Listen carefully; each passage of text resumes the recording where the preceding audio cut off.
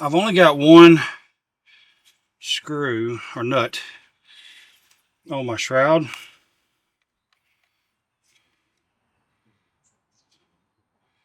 And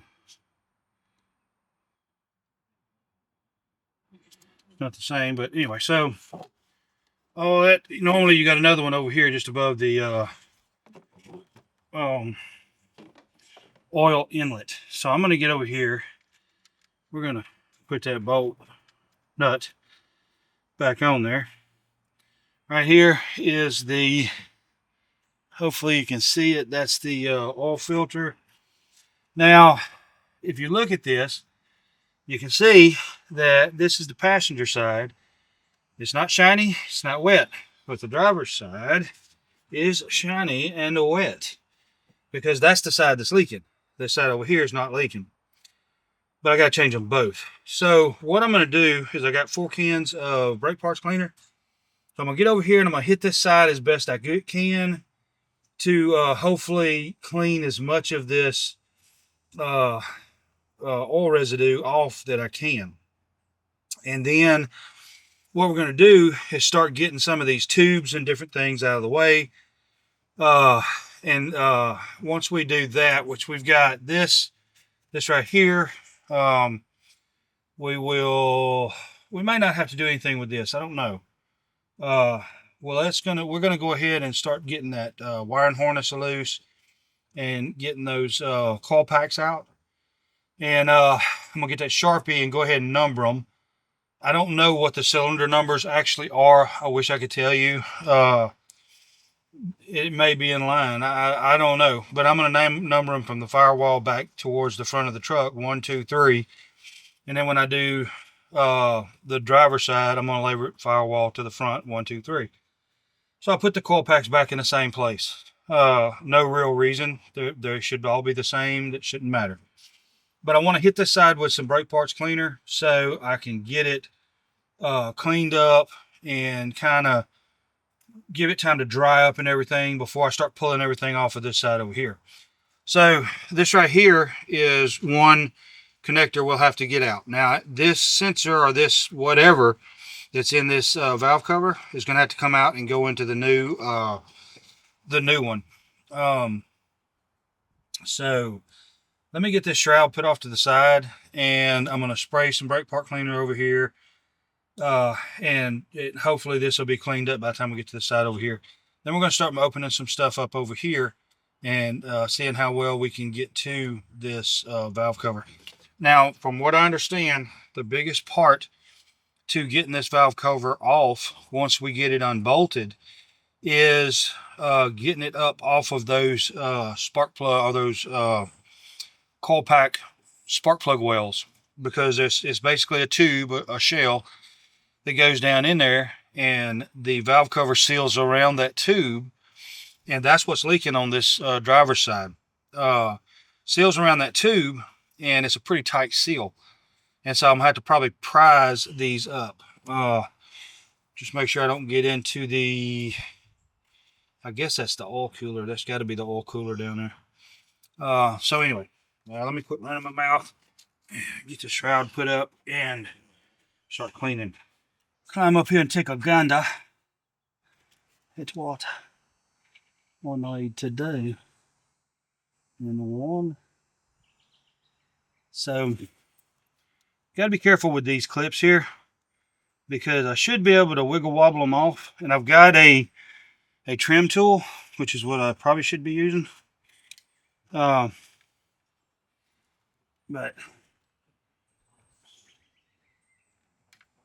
there, it pops up. So you want to try to get these up without breaking them. And they will be prone to break because, especially in this vehicle, they're old and brittle. So that's basically what I'm trying to do, is manage to get these deals all popped up. See if we can do that without snapping anything off.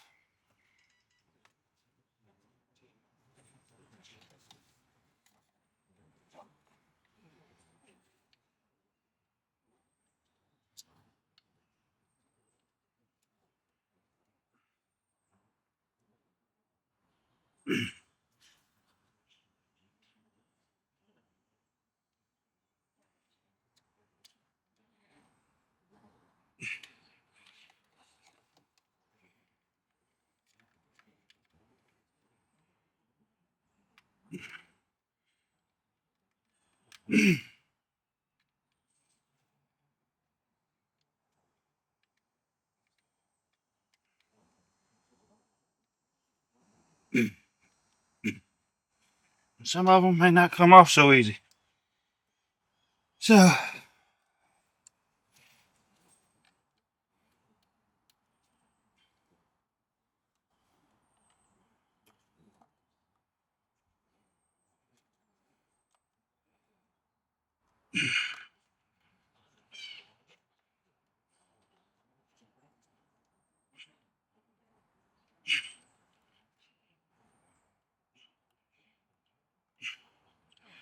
okay, so I'm going to find my trim tool.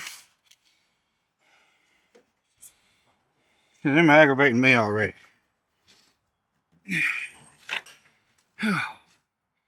Be right back. Okay, so this is what I'm going to do. I'm going to run to the store, and I'll be right back.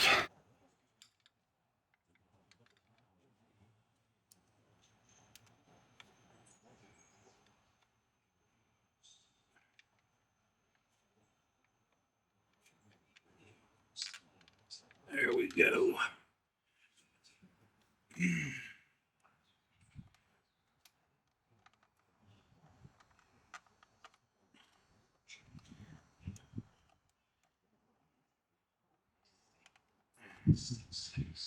And this is like the main harness into the,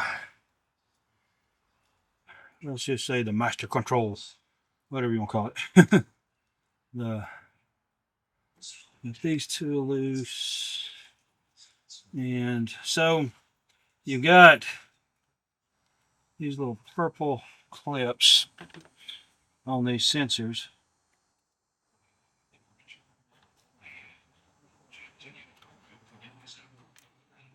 And there you go. Let's get that one out.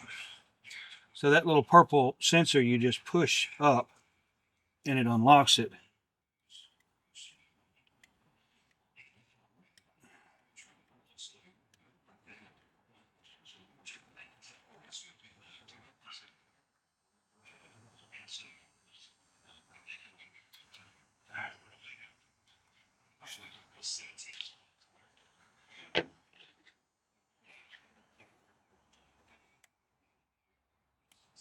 There you go. And once it's unlocked, then you can pull the sensor loose. Well, I say that.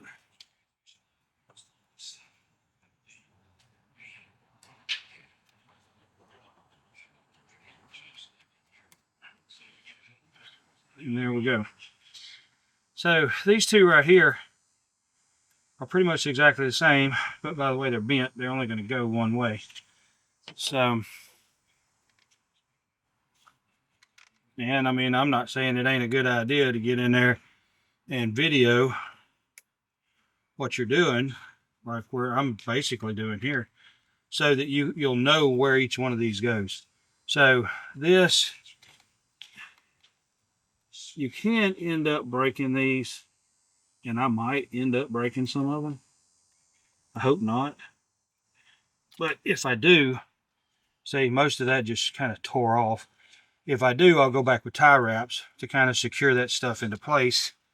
So it's a little, you know, it'll hold it. And you know, I'm going to go ahead and take this negative battery terminal loose again. I should have done that.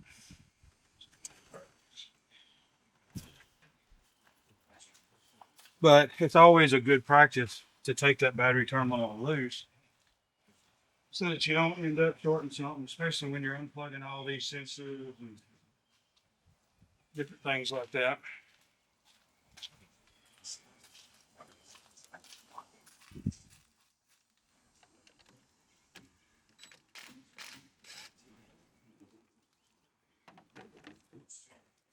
So now,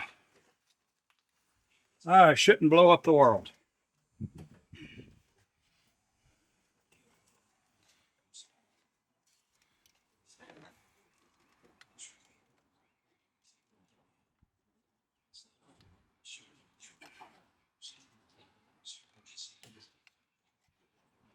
Then once you get this lock pulled back, that stuff should pull out the way. So what you're doing is disconnecting everything where the wiring loom is mounted down, so you can free up the valve cover when you get it loose. And so you got these clips here. I should basically be able to push them in and pull back.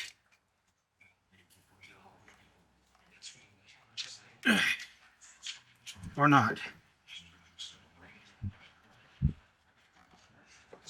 There we go. Let's get that out the way. You got this little clip right here. Push in, and it pulls right apart. And that is part of the crankcase ventilation. So this part right here, I'm going to take out and transfer over to the other one. So these coil packs, you got to remember to pull that white tab back, and then you should be able to unplug the coil pack. And it's unplugged. So you got 3 on each side per valve cover. And the other one is hidden. Of course, there's no sense in having it out in the open where you can get to it. There's literally no sense whatsoever to do something like that.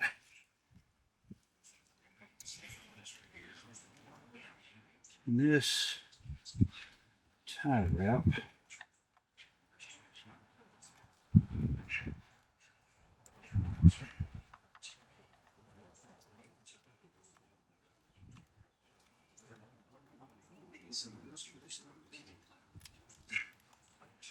there's another one, kind of plugged into a hole. So you see the wire loom's getting looser.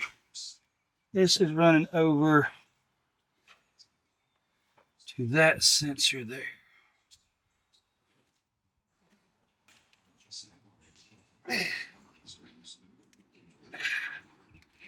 We got that unplugged. So now, see, we're starting to peel back out of the way. I don't know about all that. I'm going to have to figure that out.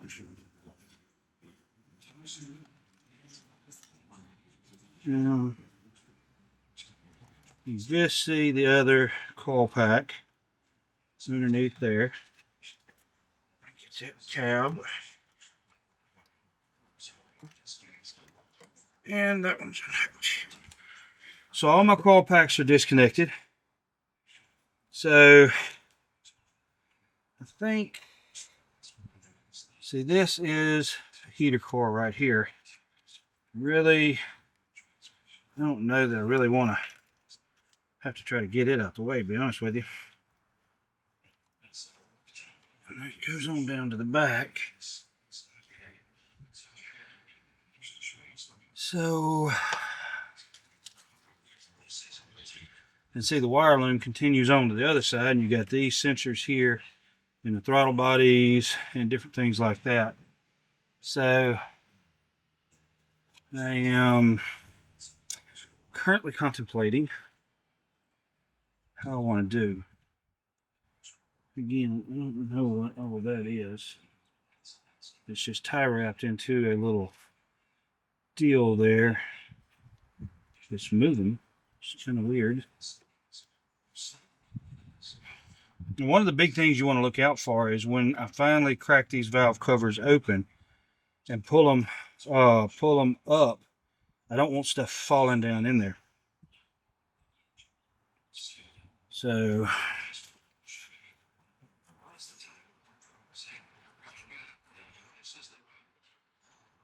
think I need to go ahead and get that.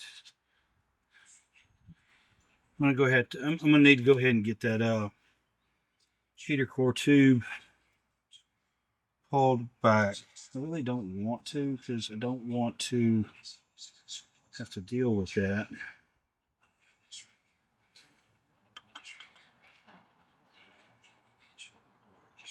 I don't know how I'm going to really avoid it.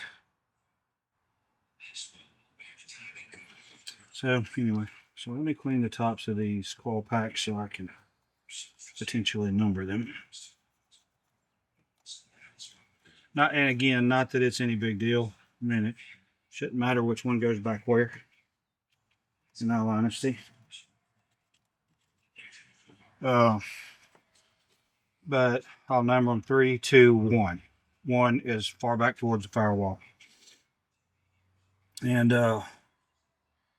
I may, let me find out what size socket that those coil pack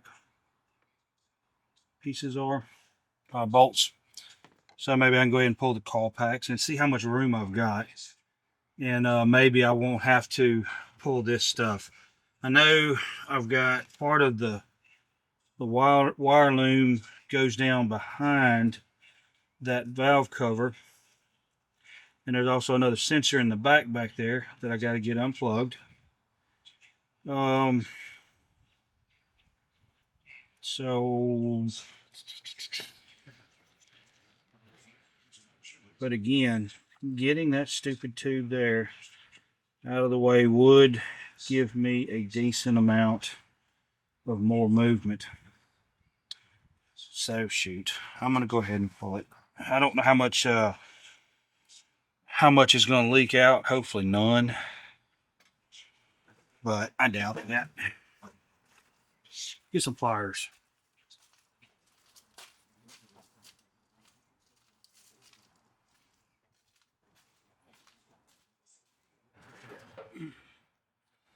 So being this, we're going to find out.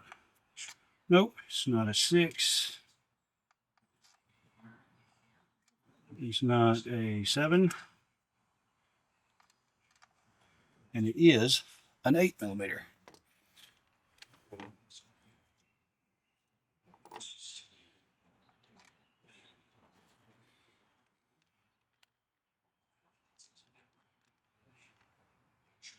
So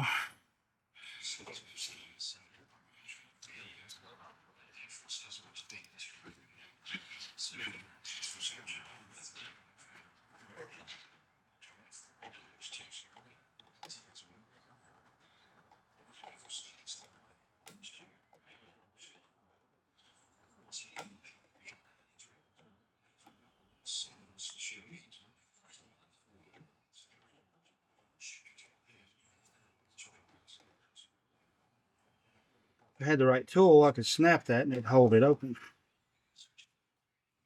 But it don't. So I've got the clip loose.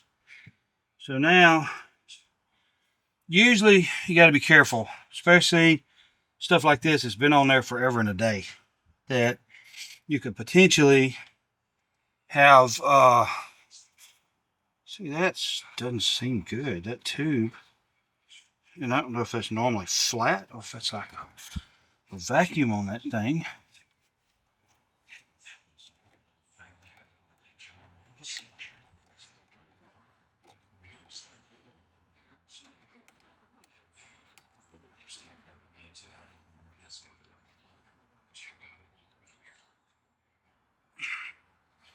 Well,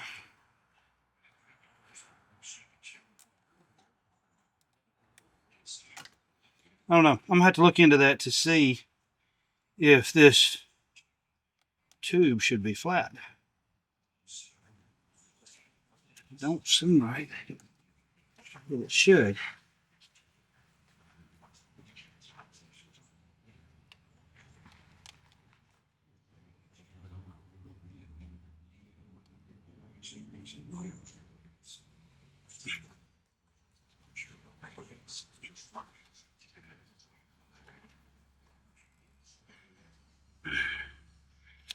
So that is not going to be easy to get loose.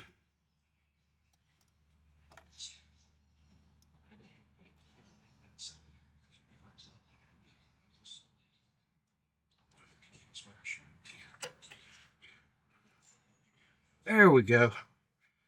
Okay, so what I did, I got my pliers on the hose. You got to be careful. and then try to tweak it. You want to rotate it like this. You don't want to put pressure on the nipple that's sticking out there. You may break it. But you want to break the seal on that pipe, because that hose being on there for so long, chances are it is pretty well stuck and not so easy to pull apart. And you could end up breaking the nipple sticking out of the main tube trying to twist it like that. So let's see how much water up with all over the place here.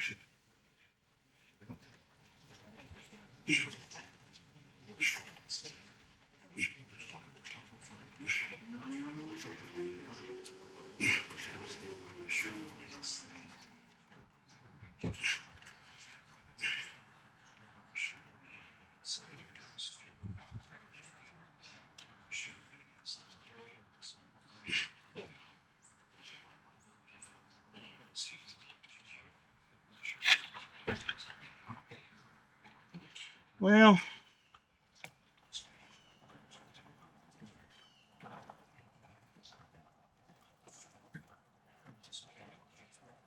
definitely got some water gurgling on.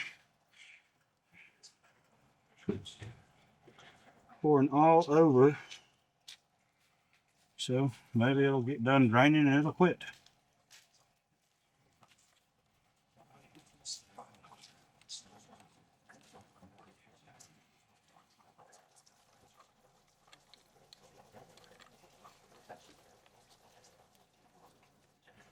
What in the world?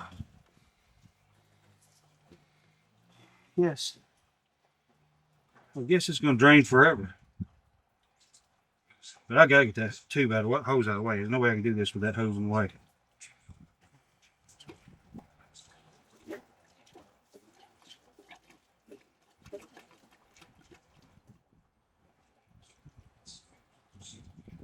Where is it?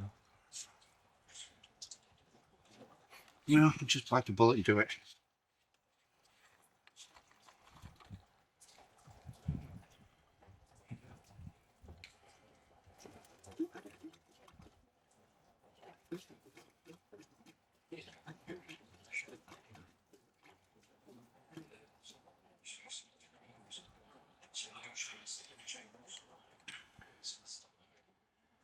So I'm definitely not going to pull that one out until it dries.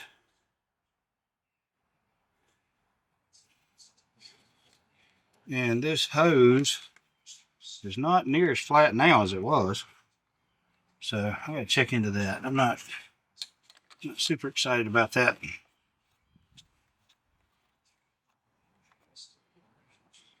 That drained back out of the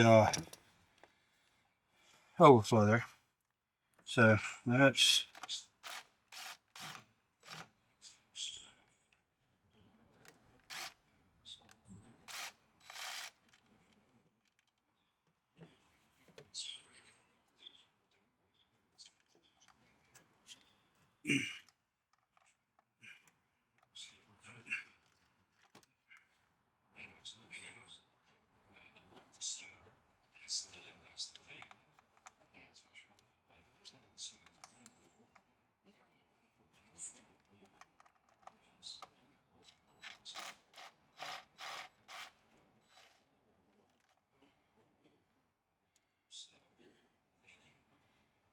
and then I gotta pop that back one loose.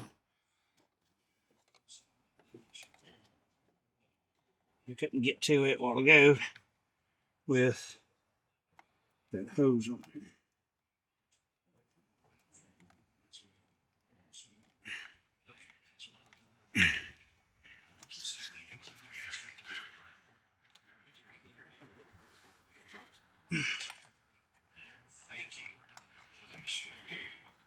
So see, now my wire loom lifts up really good. So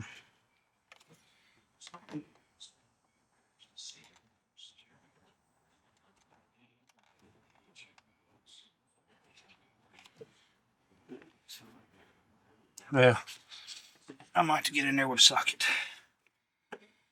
It's too far back.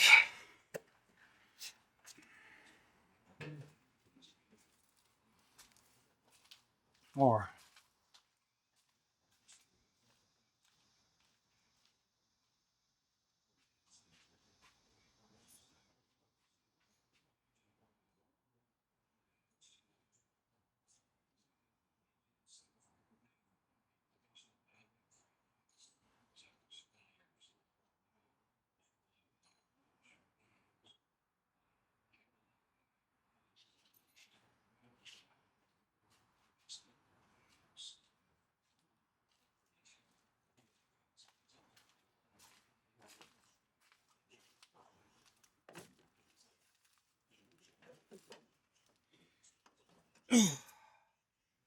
maybe this will work.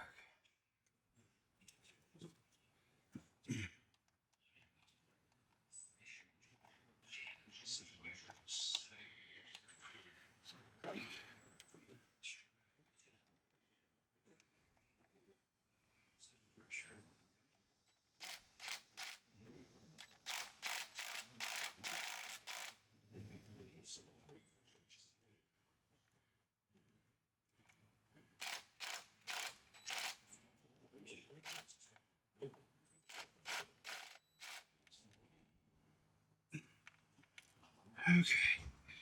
Well, got it loose. Cut my finger somehow. Don't know how. Keep these three. So twist it a little bit. And she pops right on up out of there. It's all good. So let me get my marker because I ain't got no sense to bring it with me.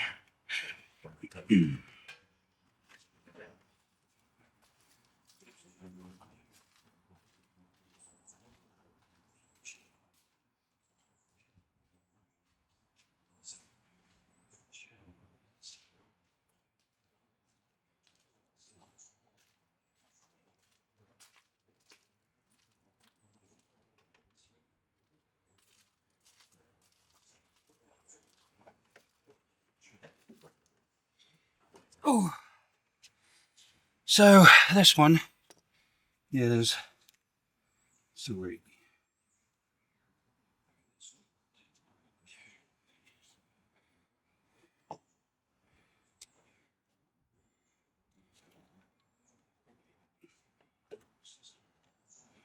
This one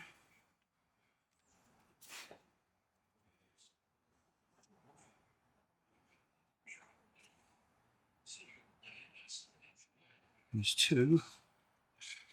And 1,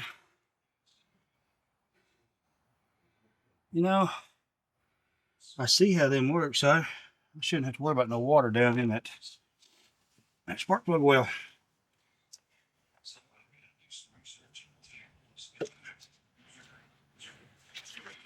So this is 1.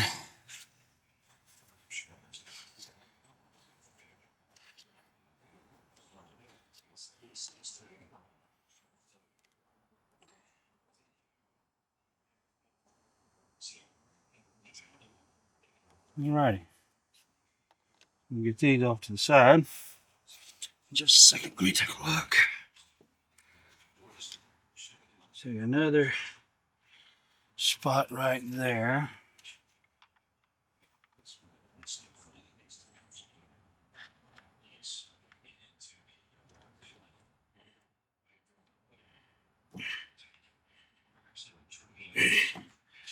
Dang it, boy.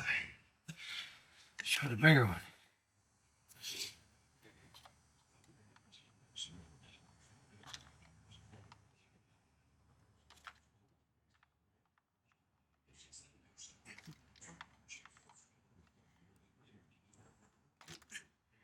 Wow. Popped it loose. Twarn't easy. No, sir, twarn't easy. So we got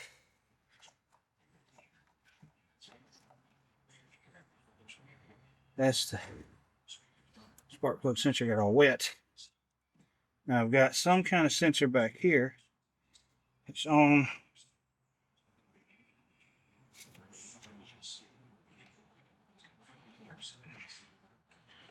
I'm gonna run that up in there. Hopefully it'll stay.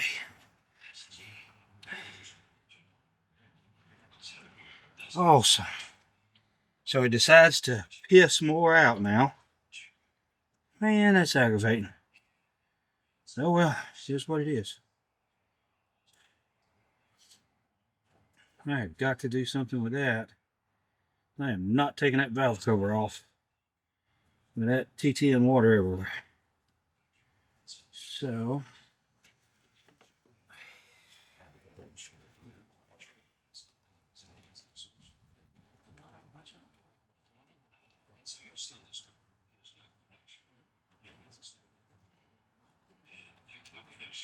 okay, so that sensor looks like the locking tab is missing.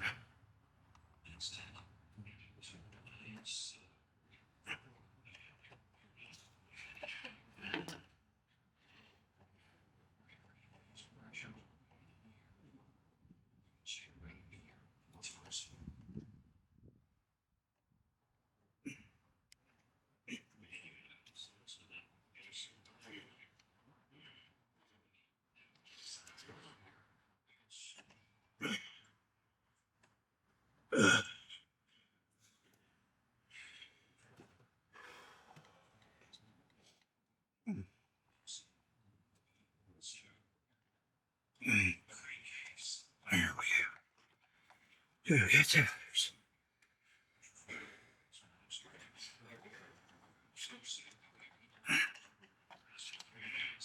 And that's the one in the back. So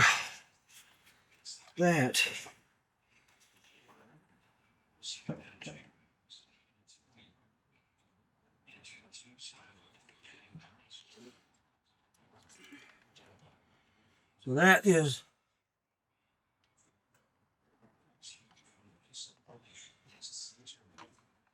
that's all the sensors, but the main wiring loom has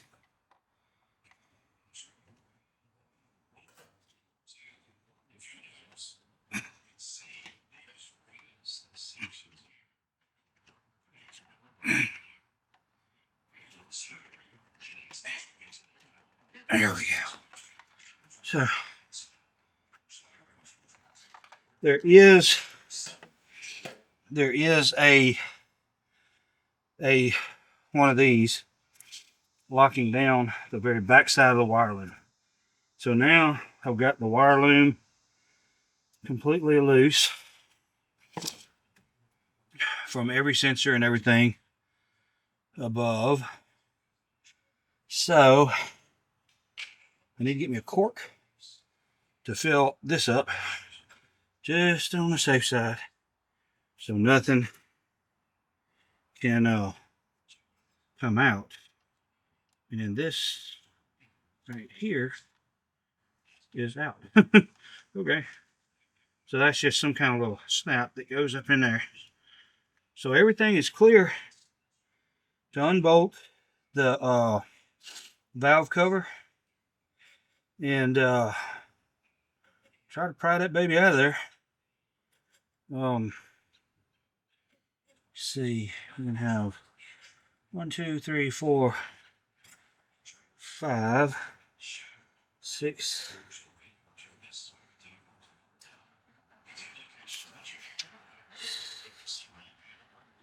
7,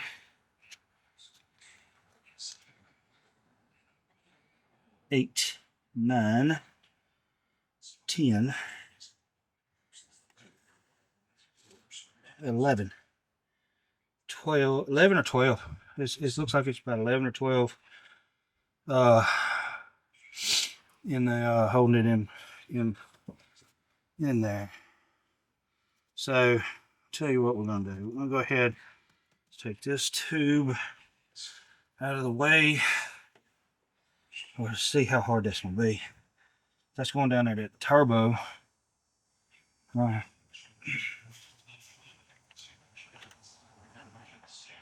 I don't know if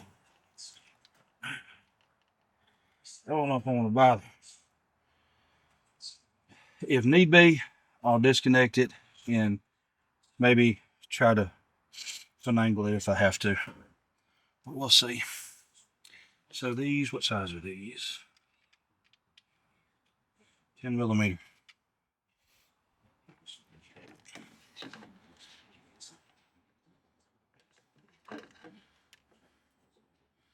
So I don't want to use that big old long extension until I have to.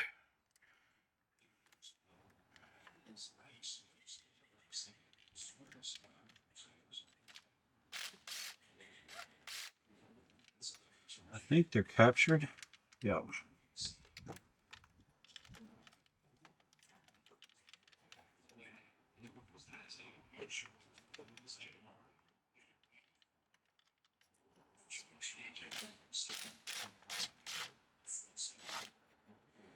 And now my socket is captured.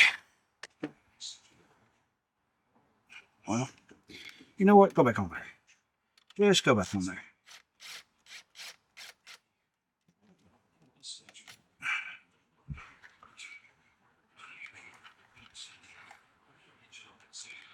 So let me go ahead and get that plug to go in that pit drain or overflow or whatever you want to call it.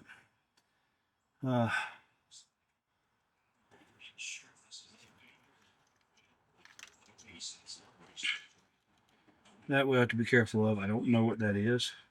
I don't know if it's a tube, vacuum line, hose, a gumagali, or a galagumi. So let's first get that plugged off.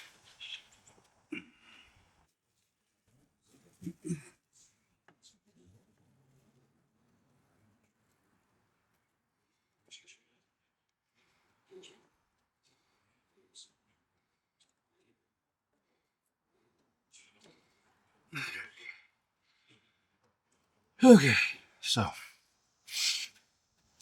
I'm gonna need a 10 millimeter short.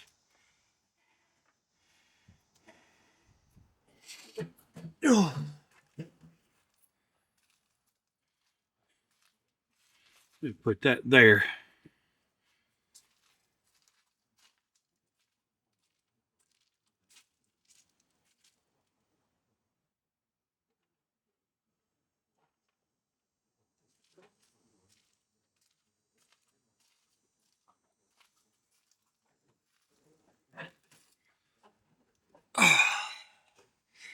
So now we're gonna have to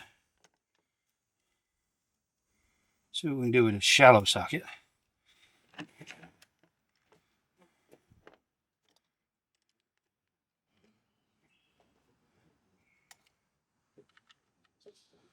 Ain't no mark there.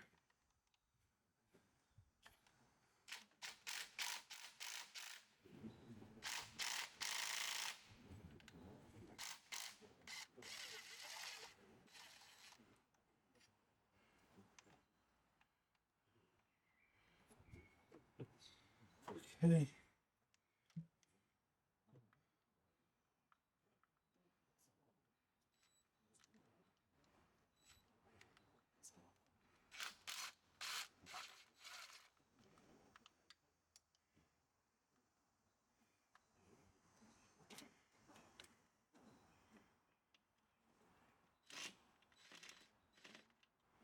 I don't know what that is, but it ain't 10 millimeter, and neither is that one. There's probably 10 millimeter underneath. Okay, I might have to have deep well for the rest of it. So, don't know. Figure this out.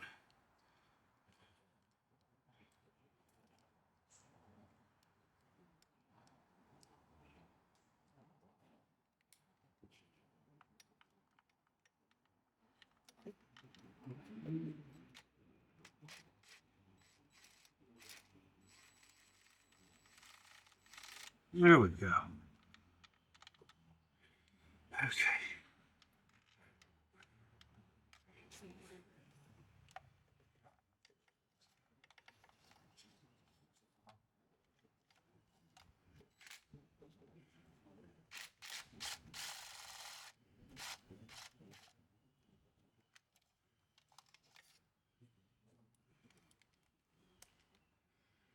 Okay. And I see you back there.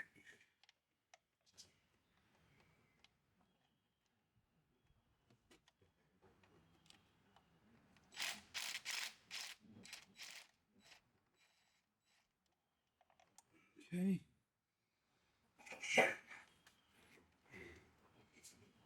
That one.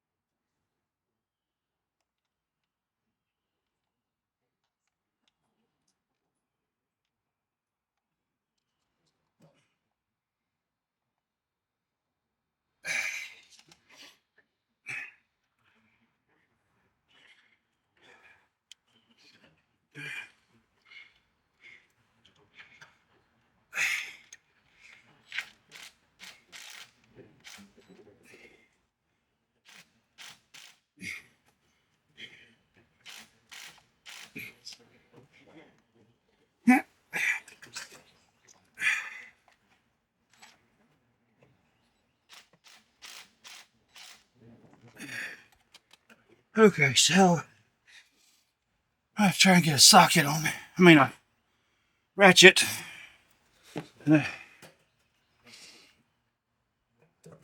Oh.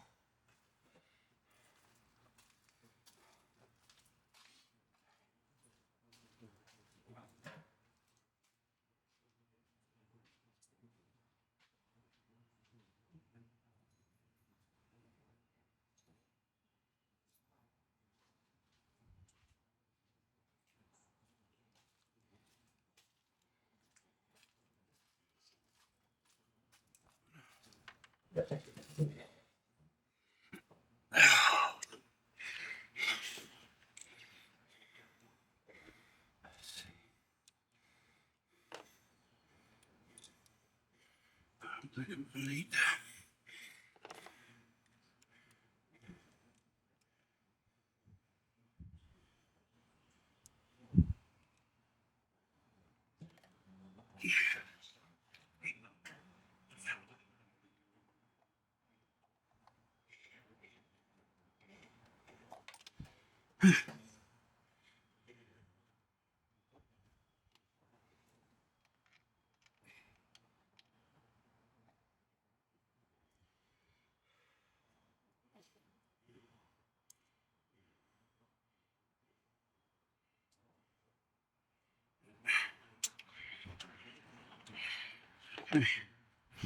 There's very little torque on these things.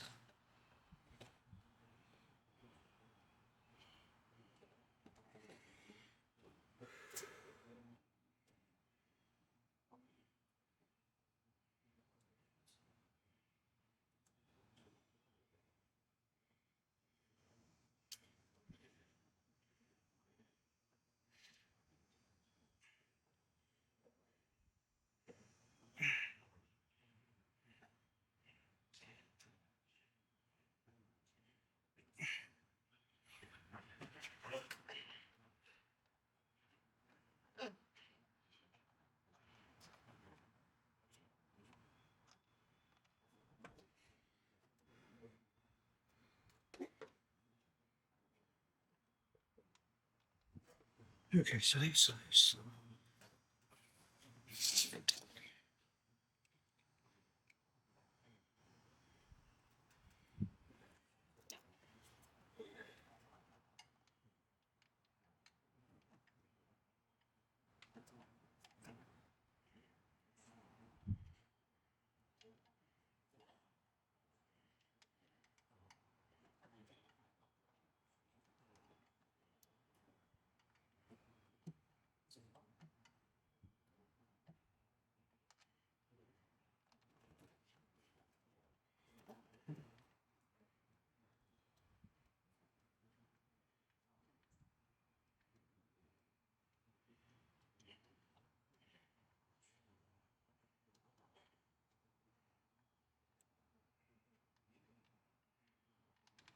Okay.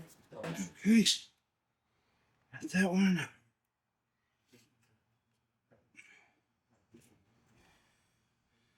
Get this swivel in there.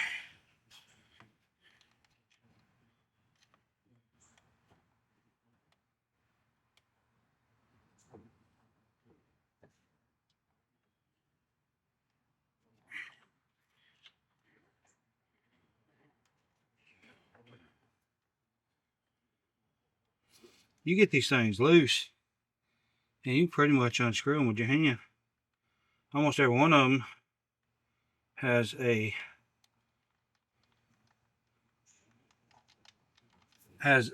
stud extending up on them.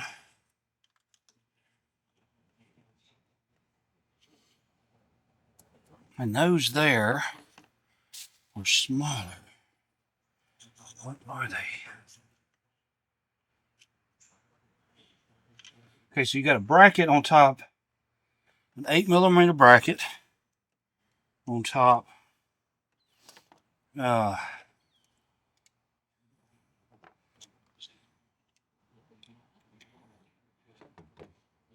Right here, it looks like it's coming off the it's coming off the turbo. So probably the intercooler. It's like a bracket for the intercooler, and so you gotta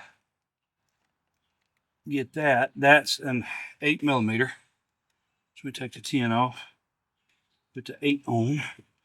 And I don't think these are captured. They are not. So stick one right there for now.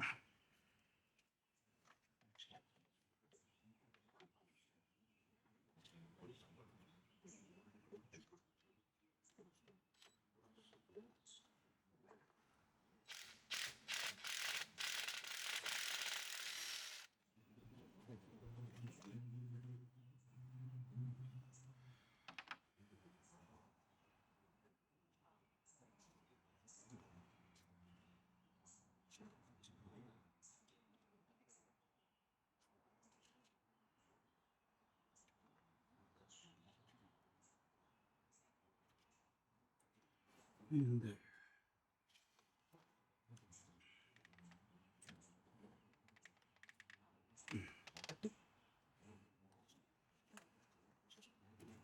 There.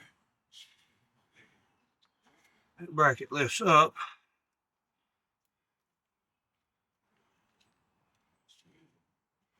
Just kind of completely sits there in the way.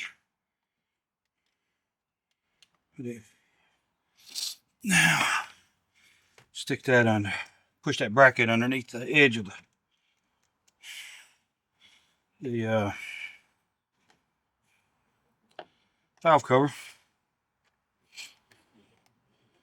10mm back on.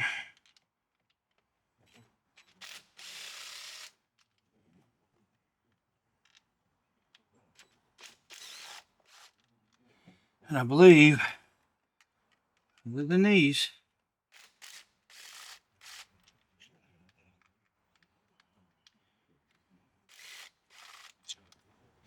that is the last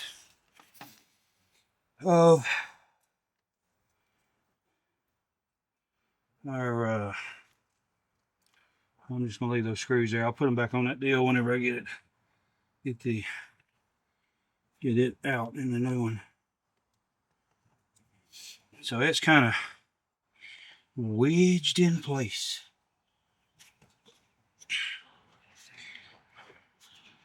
So there's one more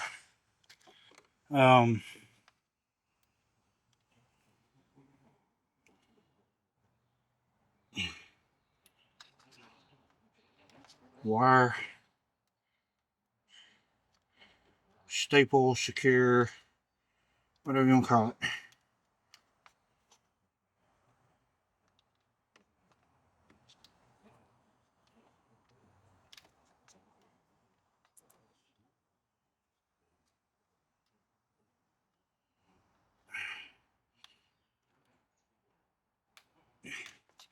There we go. And that's on the edge of the valve cover. So now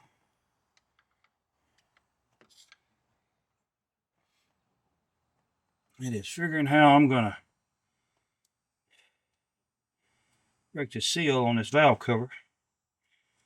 Pull it up off of there.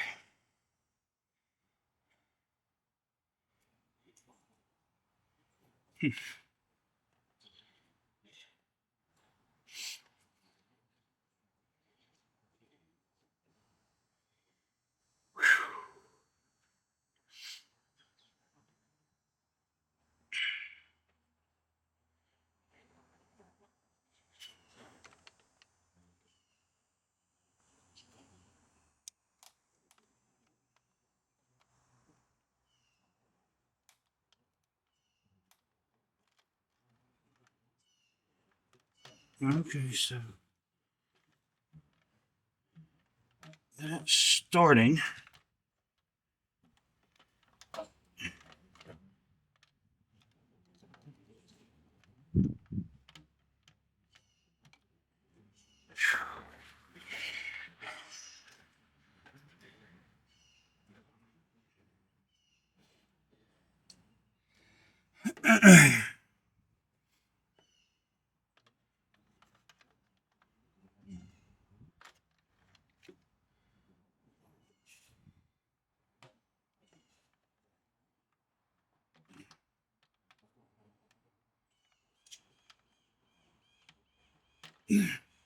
Well, I guess you can pull those out. So,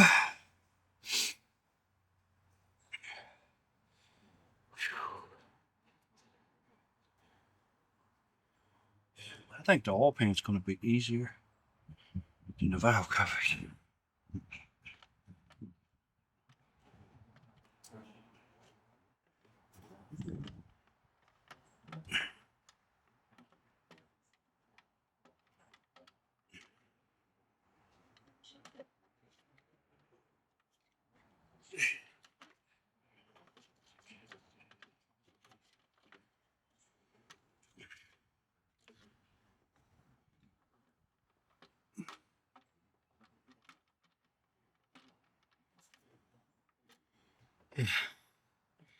So I can see, you just got to be careful what you wedge against to leverage it up. You don't want to just catch anything, break something or something.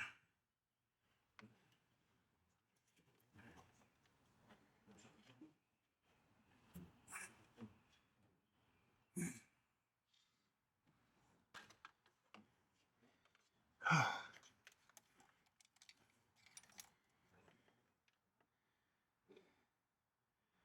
see.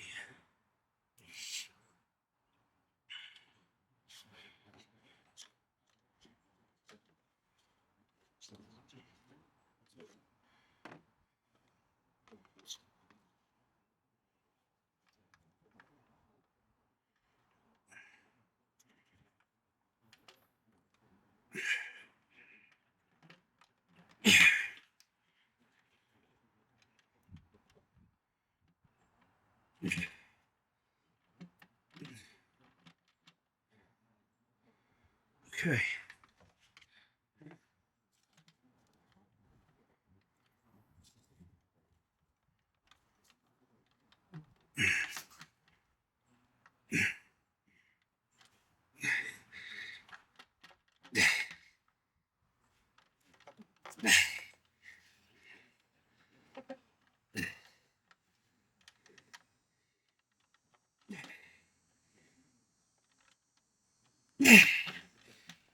Oh. Ah, man. Yeah. That baby's wedged in there good. So, tell you what, I don't even know if you're still recording. I'm taking a break. Okay, so literally, you have got to yank on this baby to get it pulled loose from the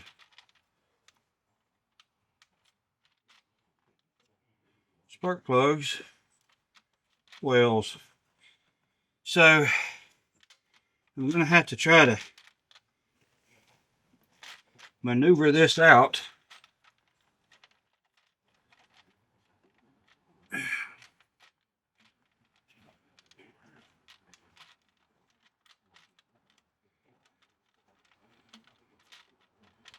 I'm going to be honest with you.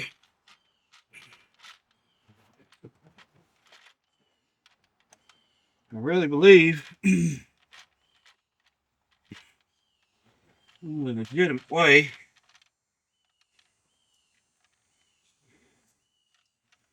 is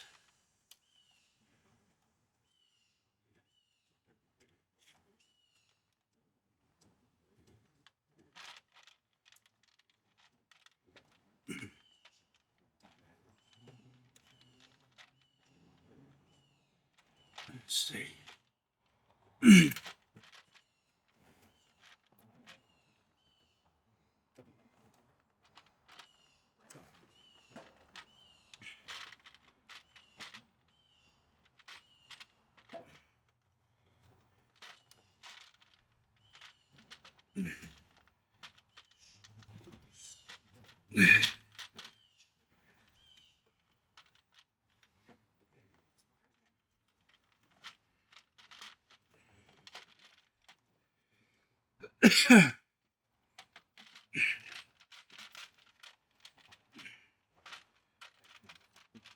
Okay, in my honest opinion, the best way to get that out is to pull this hose and this intake. Let me get a towel, put it underneath that drain. I mean that overflow. I'm gonna have to clean that whole flange all the way around.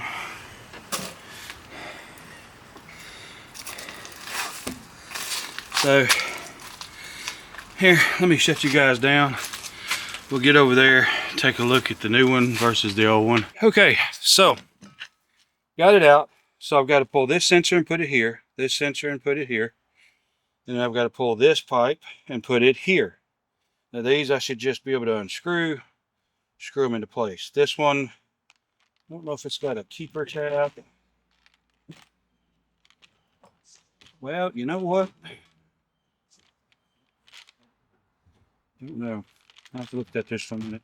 Now this one I pulled out because I was trying to pull on the screw to break it loose. Now what you're trying to do here is you have one immortal suction right here with these pieces right here that go onto the spark plug tubes that this goes down in.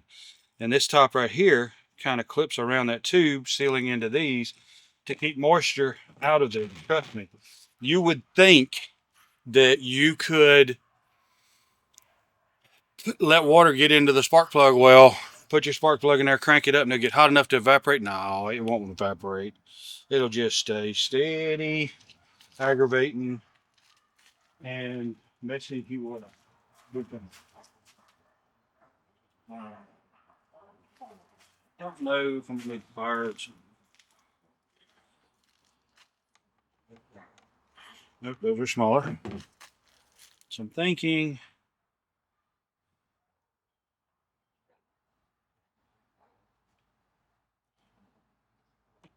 Yeah, there we go. So it kind of spirals in and out. So I want to take and clean this up a bit.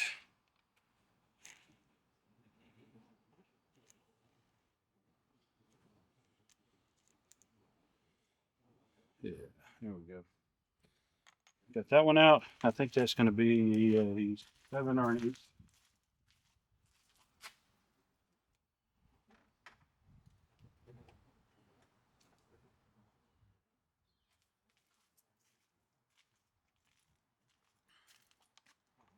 It is an 8. So when I can't find these in a little while and I'm aggravated, remind me that I put them over here. You're not going to remind me, are you? I didn't think so. It's okay.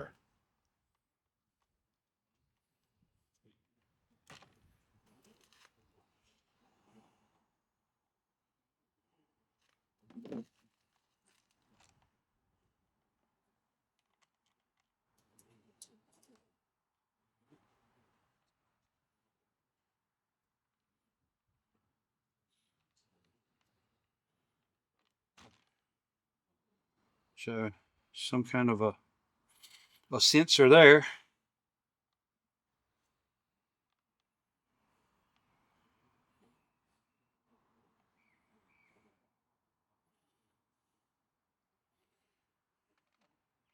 Just going to set that there for now.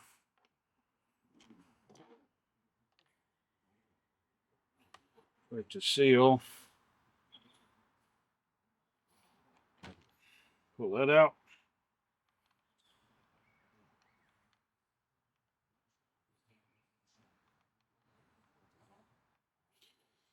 I don't know if these are okay. So we had some technical difficulties, namely the card filled up.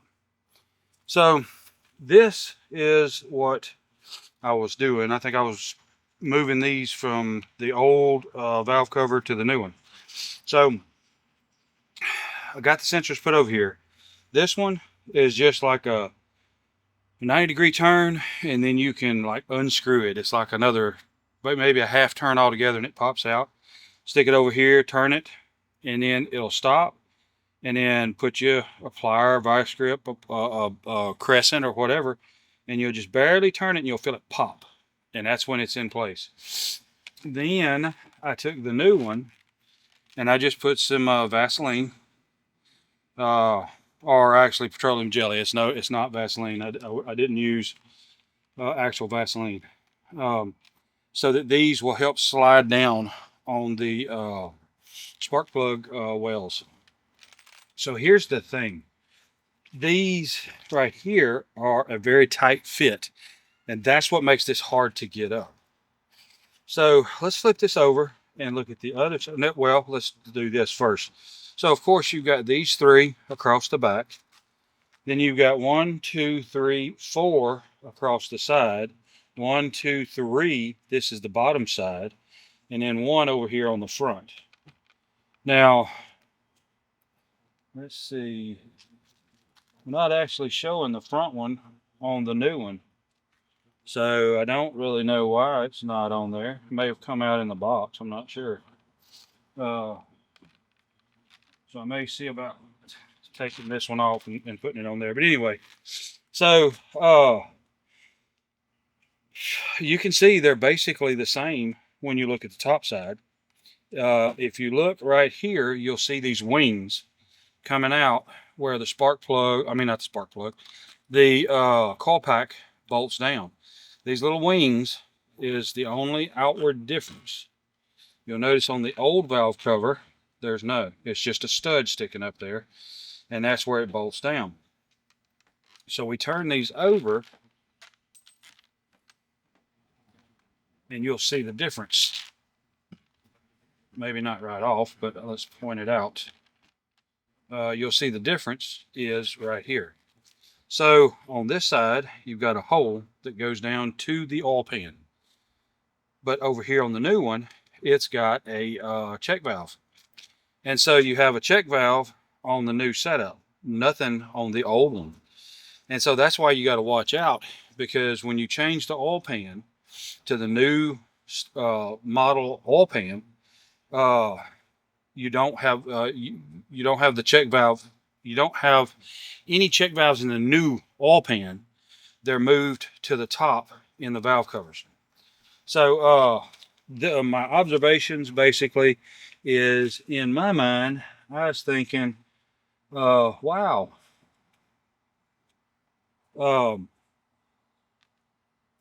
I think the passenger side will be easier. So we'll do it first. I don't think the passenger side was easier, but we did it first.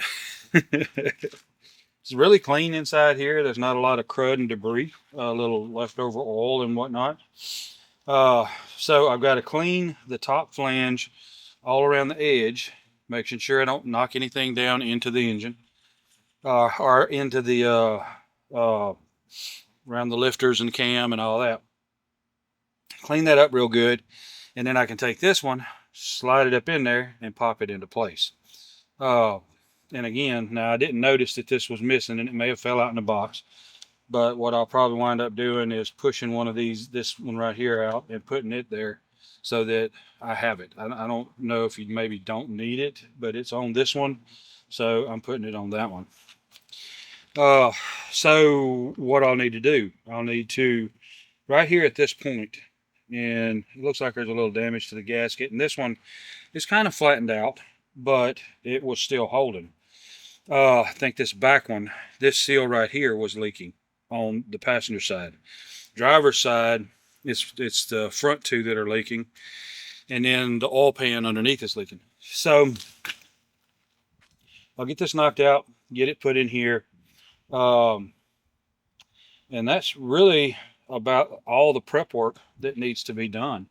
I'll have to, what I'll probably do, I don't know if I'm gonna put the RTV on this and set it down or put it on the cover and set it down. I don't know. I got to get it cleaned up. But at this point right here, this is the front, the timing cover front, and the engine is split across here, and this is the rest of the engine back here.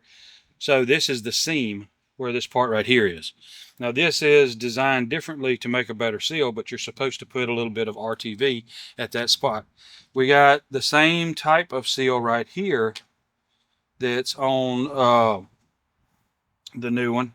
So I think I'm probably going to do the same thing. Now, I'm going to cut you guys off, get that cleaned up, because all I am is just trying to clean it up. That's it. I'm going to take these scrapers, and I'm going to go on the inside and push outwards for anything that's on there, to push it out into the valley of the engine or down towards the exhaust on the left side and whatnot, to get it away from the internals.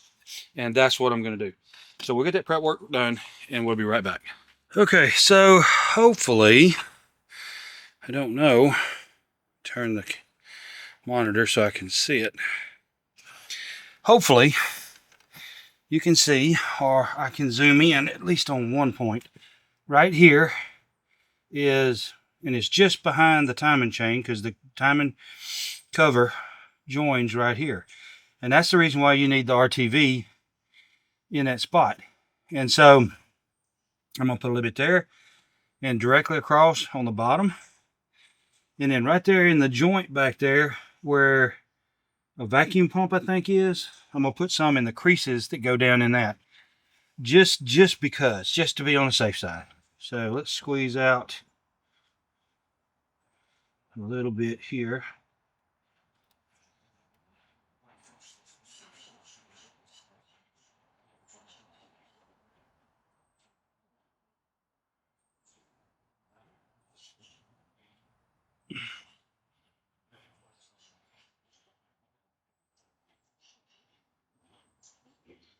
And then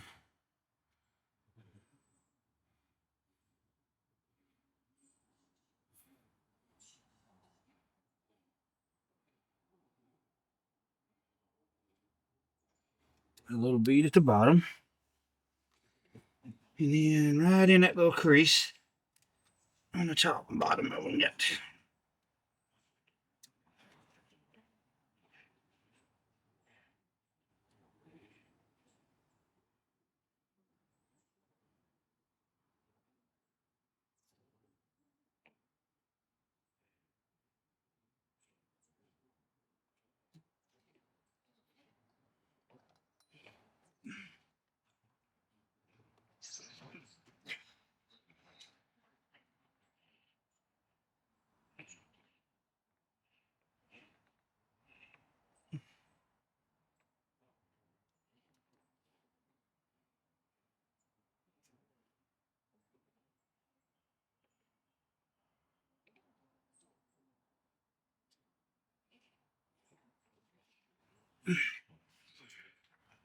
Let's see. Yep. So got a little bit there. Now, let me grab the valve cover.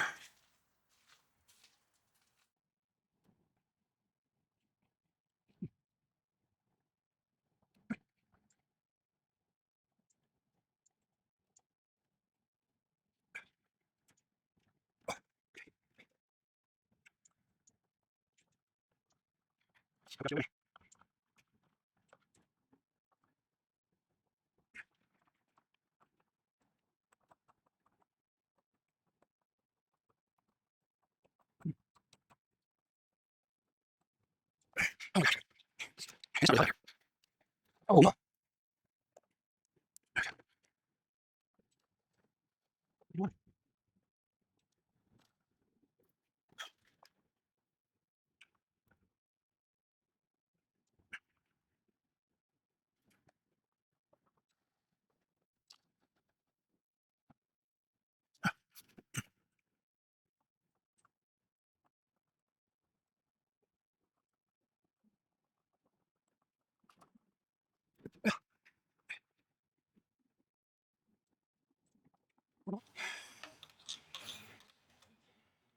excuse me, please.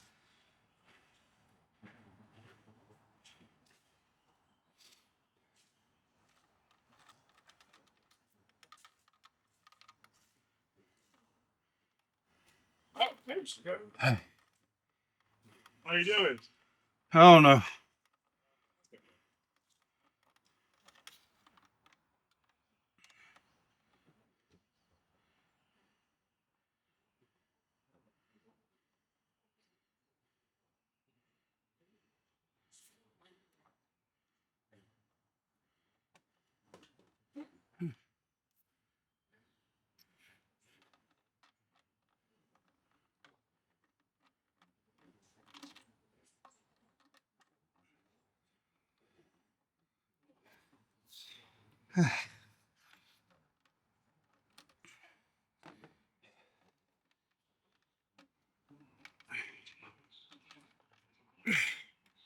Okay, now let's try that.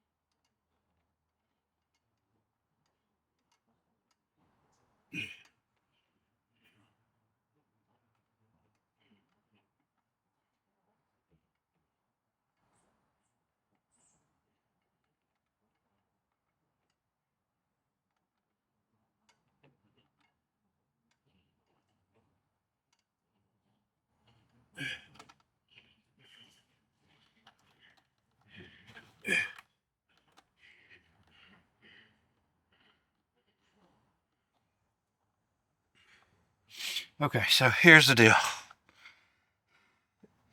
Get all of your connectors out from underneath your valve cover before you try to tighten it up. Because you're not going to be able to tighten it up. Oh, goodness. Let me go get my small torque wrench. Okay, 29-inch pounds. Okay, so I got locked in 29-inch pounds.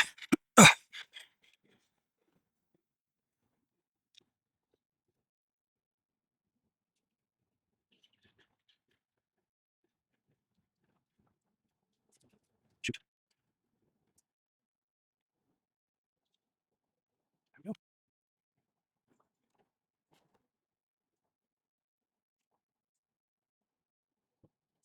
Okay.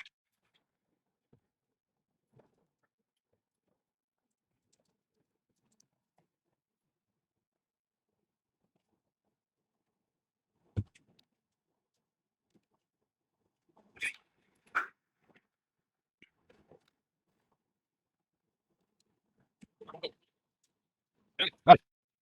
Oh, be careful.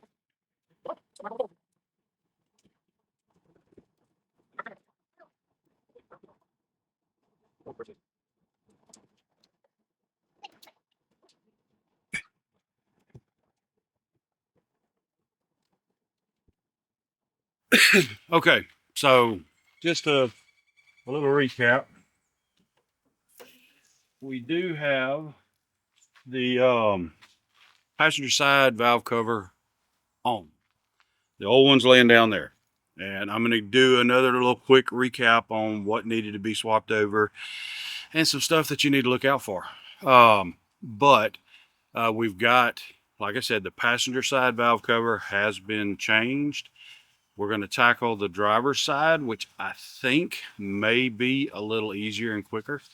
Uh, literally, now you got to understand camera, angle, setup, old man resting, breathing hard, tired. You got to put all that into it. But it took me about 5 hours to change the passenger side. Today, like I said, I think we're gonna go a little bit quicker. I do believe the oil pan is going to be a lot simpler. I did go get a Harbor Freight creeper, 300-pounder, maybe a little over that. Who knows? But it's going to make it a whole lot simpler underneath there on that oil pan. So let's get over to the desk and take a look at. I can't show you the new because it's on, but I'll show you the old one and we'll go over some stuff with that. Okay, so kind of a little recap. You have two sensors back here, one here, and then you have, I'm just going to call it an adapter tube. Your crankcase ventilation comes back through here, and it's just a hollow tube with a gasket on it. It's nothing special, no big deal. It just goes back in here. And this is like your crankcase ventilation chamber, if you will. This is the stud that actually your hood shroud, your motor shroud connects to. I've got the nut on there, and I'm just going to have to find a bolt that'll fit the threads because the new one doesn't have this setup. And of course, with the old one versus the new one, you got like a hood that's about this wide in this area here, and you just have studs on the old version. So if you go to the new oil pan, you're going to have the new valve cover gaskets because of here you just have a hole, but there is actually a it is a what's the word I'm looking for? It is a check valve that's on there on the new one. Mine was missing this bolt, and so I had to take it off, my new one. So I pulled this one off and put it on there. I'm sure it's in the box in there, the shipping container. I just really didn't pay attention to it. These are captured. This one has fallen out. I'll have to find it. It's I don't know where, but anyway. So I greased these just a little bit, put them back into place on the new one, and it's in place. I haven't I've torqued these down on the new one to 89 inch-pounds, but it's almost impossible to feel the click because it's so low, even on my smallest torque wrench, that I got in a digital torque wrench that I'm going to use to go back over those bolts just to make sure they're at 89 inch-pounds. These right here, these are your coil packs go on top of each one of these and seal up inside here when you plug it down into place, because this is sealed on top of the around the tube, or the it's like a tube that goes down through into the chamber, and the spark plug is down inside that tube. And so this one is the one that was leaking on this valve cover. This gasket was good. This is on the vacuum pump, I believe, in the back. But this was the one that was leaking. None of the rim, the perimeter, all of this was good, solid, tight. None of it was leaking. It was just here. Now on the driver's side, we'll look at that one. But it is going to be the front two that are leaking. I don't think the back one is, but it's also leaking on this section right here. Not a whole lot, but enough to go down on the engine. So each of these studs that you have here that has you got 1, 2, 3, 4, 5, 6, 7, 8. You've got 8 studs that has an extension off of them. And that's where all of your, I'm going to say keepers. It's just a plastic piece that slides down on here, and you got a tie strap that holds your wire loom in place. So you got to make sure that each one of these is cleared beforehand. I don't think there is anything on these two right here.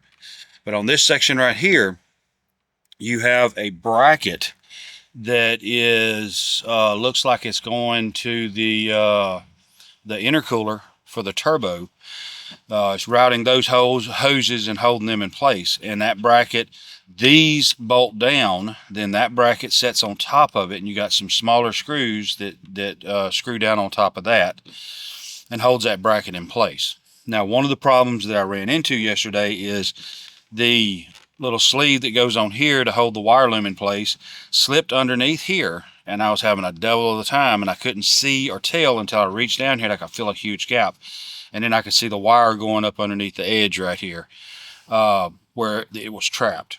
So I had to pull all that back loose and set this down. Then I was able to torque it down, and everything was good from there. So that's the issues that I run into on this one right here. So I'm going to get this set off the side.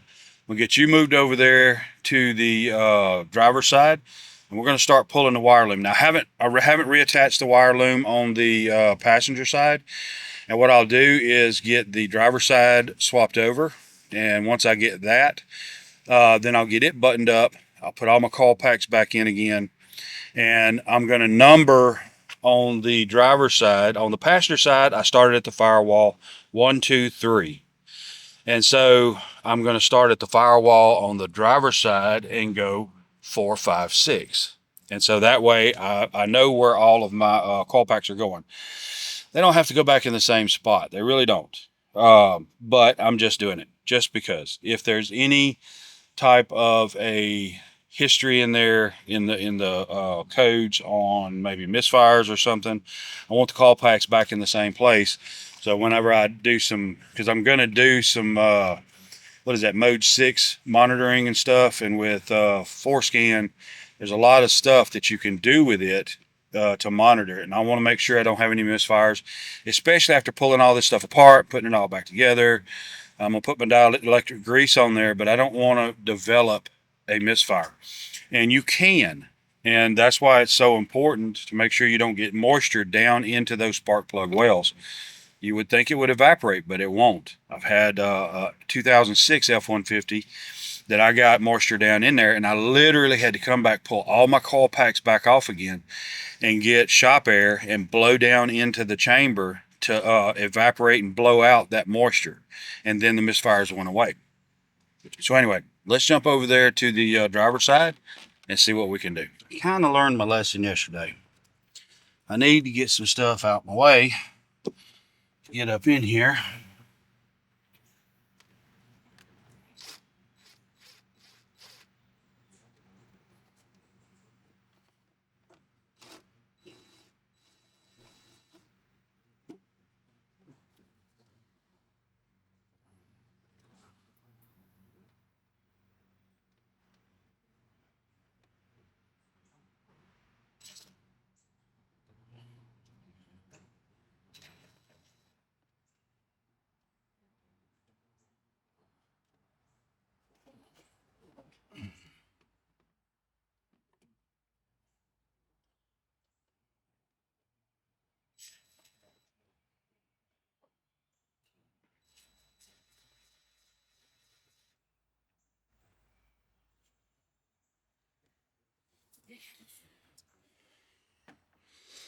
I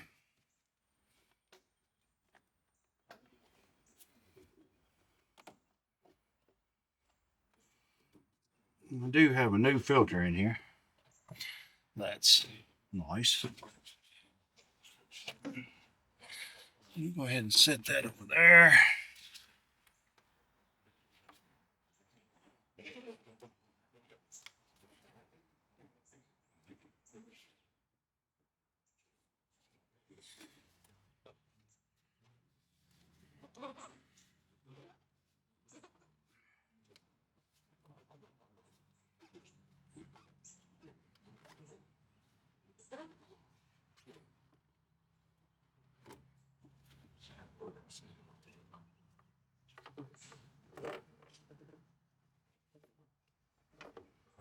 Now, that's got me a little more playroom. And I don't know if you can see, but that's the fitting.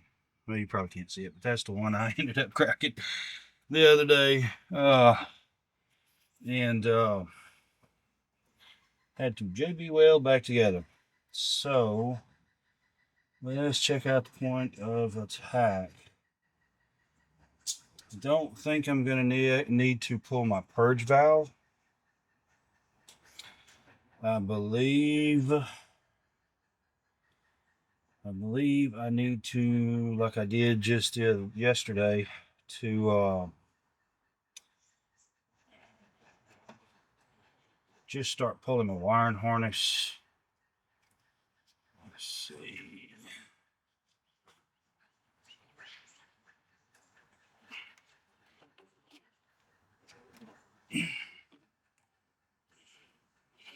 Sensors everywhere.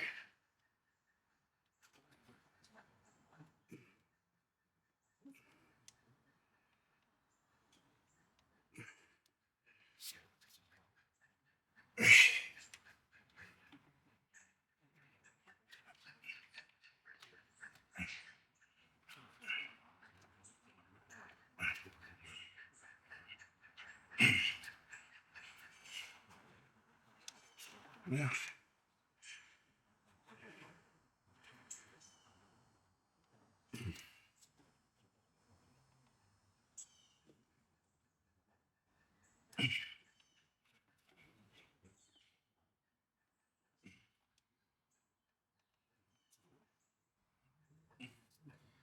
Well, that sensor does not want to come out of here.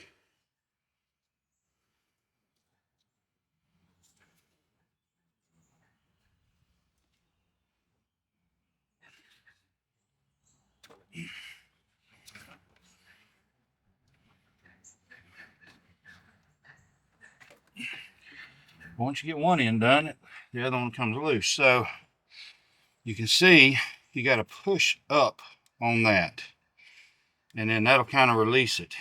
But what you want, and this locks it back in place. You might want to push down on it while pushing up on this lever to then pull up. Be careful, because especially with a vehicle that's older, your plastic can be brittle and break stuff that you end up buying some very expensive hoses.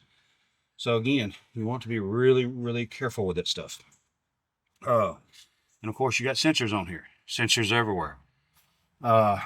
Be aware of those and kind of keep close attention to them. So,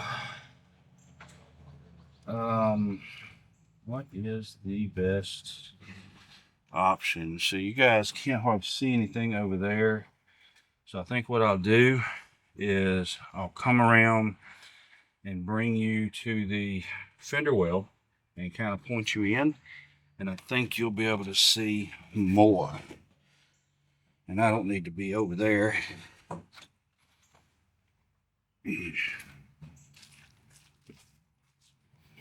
Go ahead and just do this live, because I'll edit it out.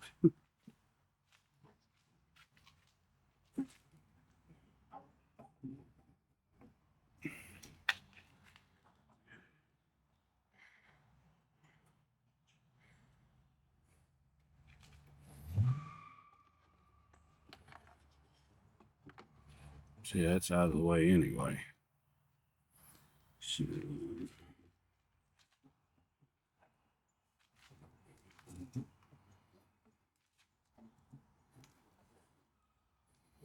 let's get you guys right on up in there.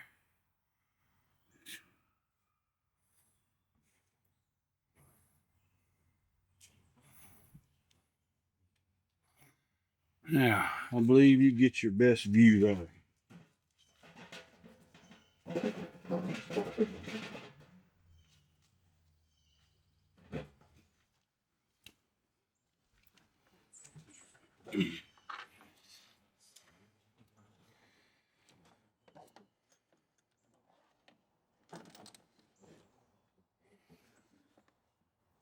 Now, let's go ahead and pull the dipstick.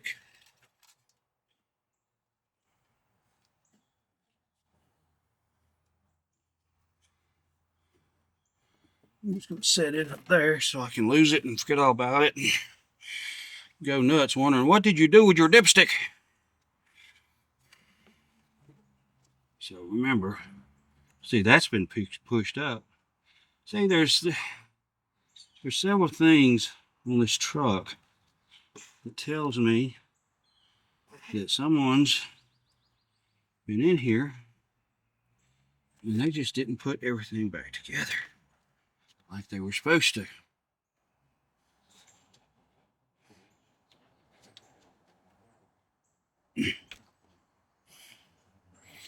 Which makes me really nervous.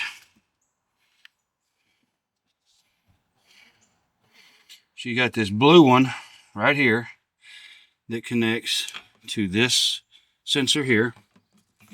And then the other side is kind of crimped around, but I'm keeping track. The top one, and it could be this made like this. The top one's got a purple one, so you know it goes here, and the bottom one doesn't. It's got, I don't know, either it's missing or what. But in my case, it's not there, so I don't have to worry about it. This line here was kind of a fit on the other side, trying to get it loose and out and all that kind of good stuff. So we may have to fight with it a little bit. But let me grab my crow's foot. I mean my trim tool.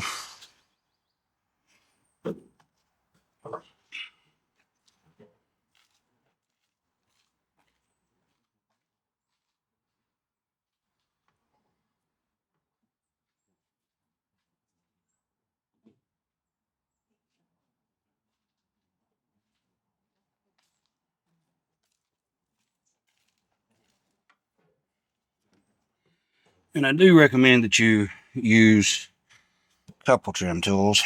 I've got the bigger one that does help to support these larger keepers.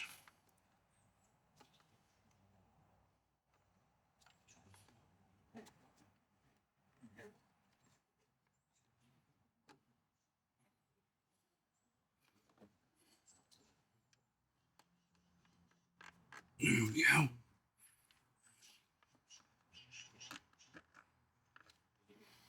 Those are coming up pretty good. And again, on coil packs, you see you got,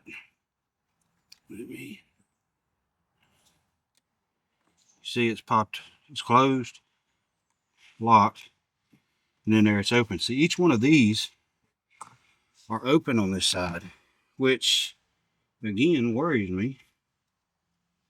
Why?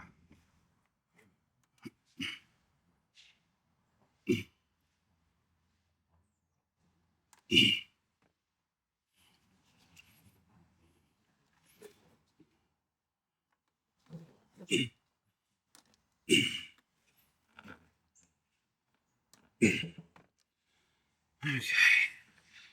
And then that goes down there to another sensor.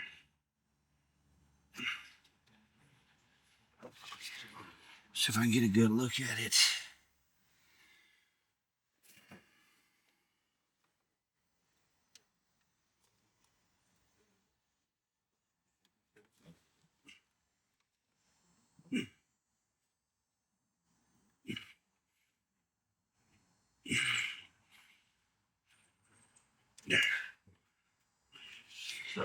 Felt like I felt it move a little bit. But you don't want to pull on the wires. You want to be able to pull on the sensor itself to get it kind of up and out the way. Let's see. That's another one.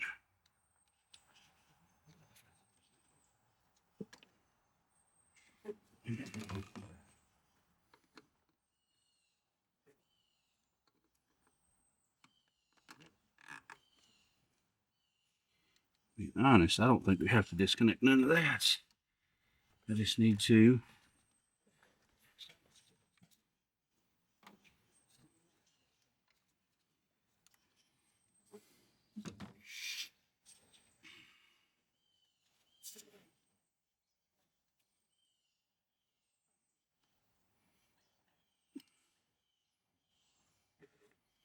see this is tied into that hard pipe going on the other side.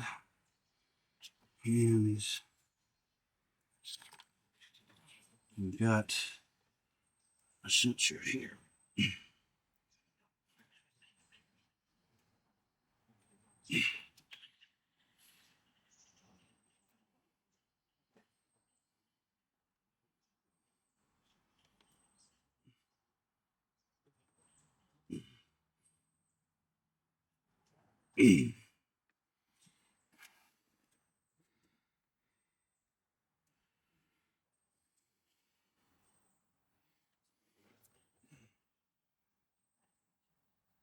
That's not snapped on.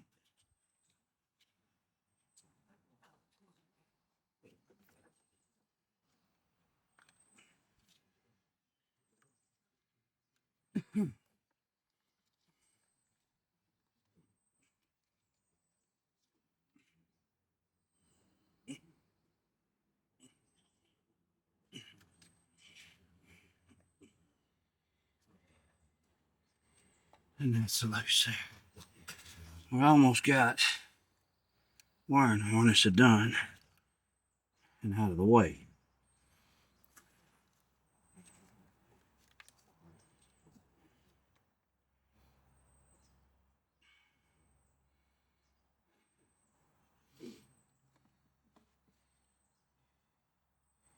And that sensor there.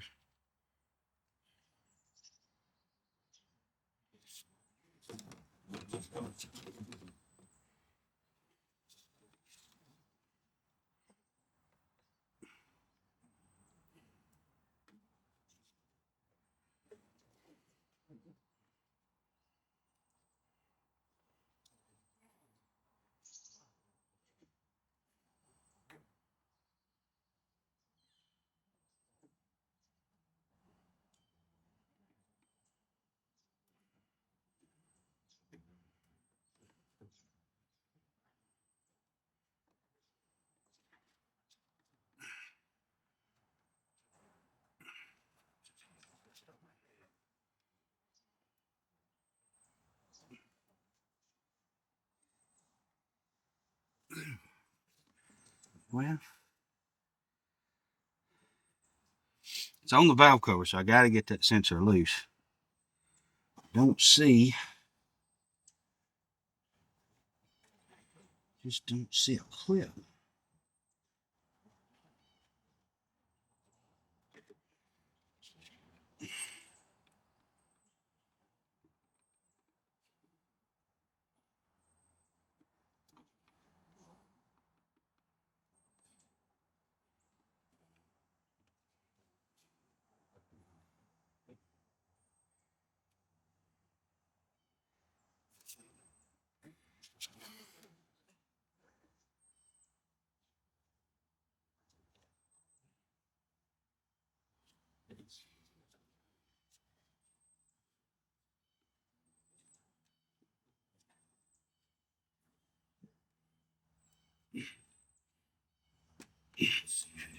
Okay. So now we got that.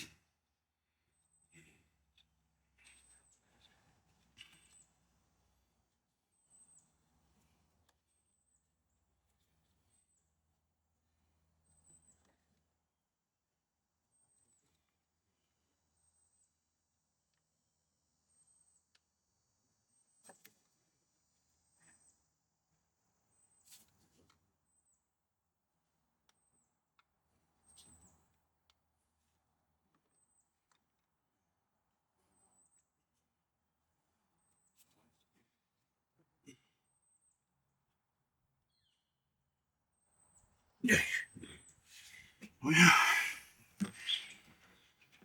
whew.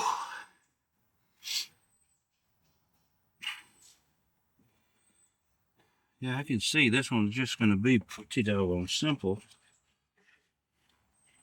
See, it's got the same intercooler support bracket coming off the turbo. May have to take and let's see. I think that's the only spot.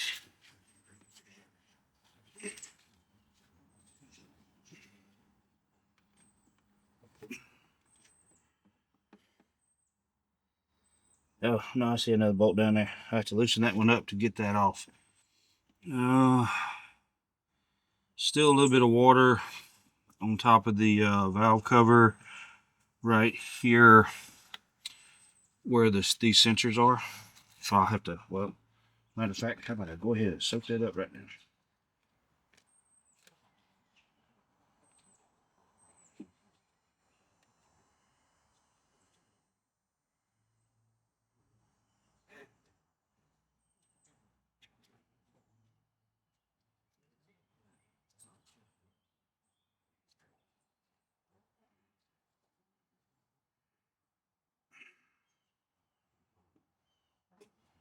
Okay.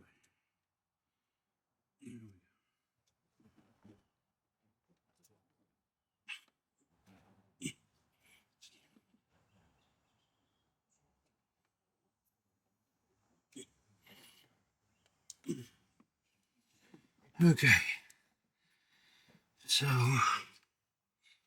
what I got left is one sensor down there that I can't.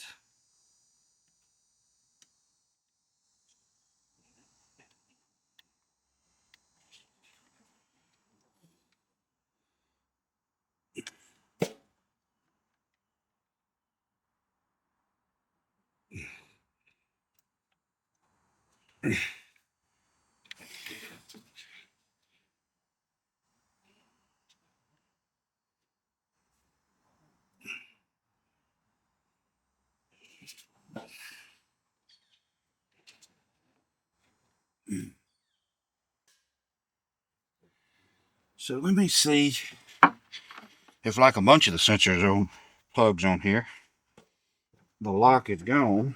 That's why I keep finding the lock.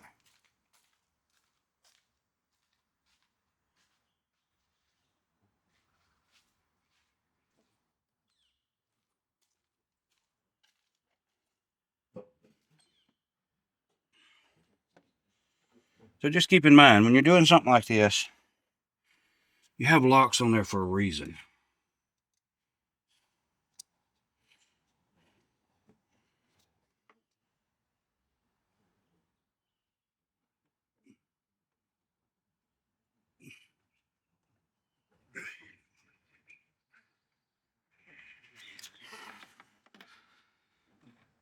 You have locks on there for a reason,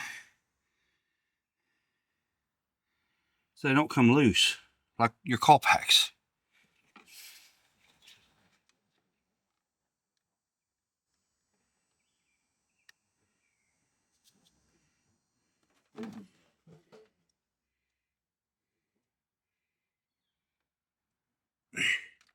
There we go. Okay, so this was the sensor that I was trying to get loose down there. It's got this little tab right there. You gotta push in and pull up. So that gets the wire loom out of our way. I'm gonna fold it over to the back. Back there.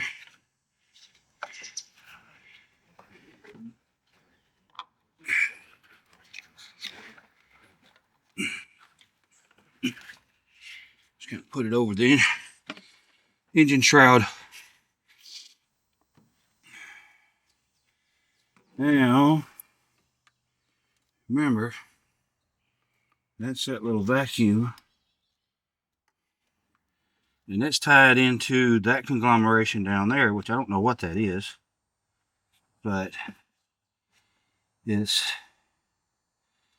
I think I may just pull it out, leave it in there, and then I'll stick it back into place.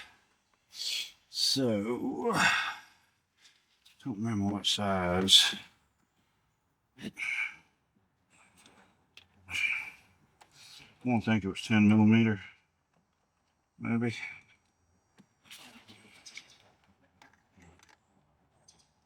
Nope, it wasn't.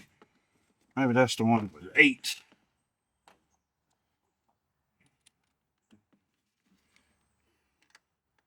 Yep, spark plugs are 8. I mean, the coil packs are 8.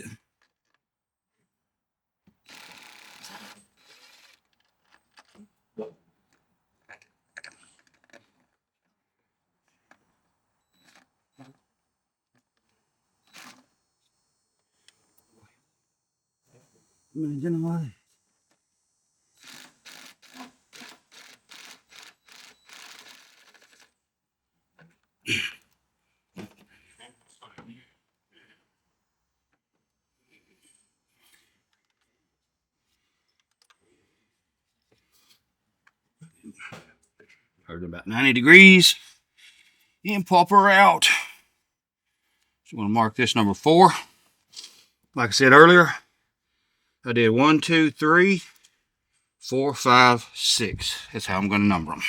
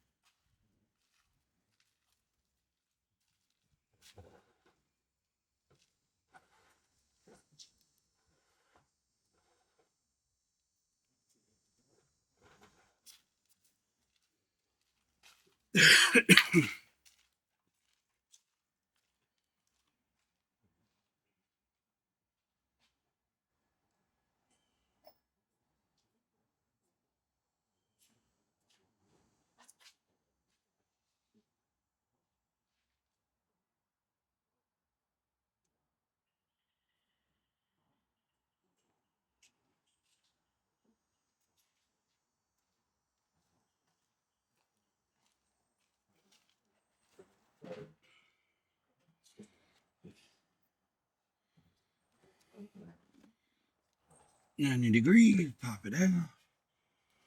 There's 5. 6, I'll sit right here.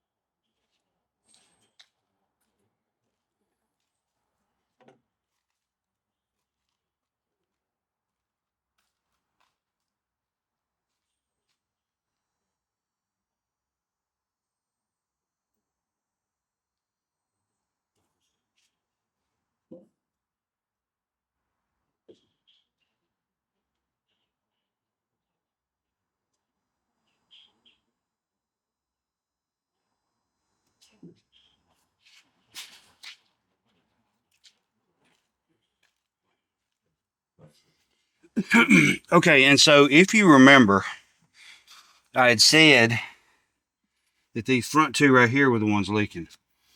And so if you noticed, and you may not have, but if you did, there's oil inside that a little bit. So it's leaked enough. It looks like they've tried to put some sealer or something in there on each one of them. So hopefully that doesn't give me mortal fits getting this thing off. I'm afraid it might. But let's go ahead. See about getting started to say head. No, I don't want to be doing no head. See about getting this valve cover. And that's loose.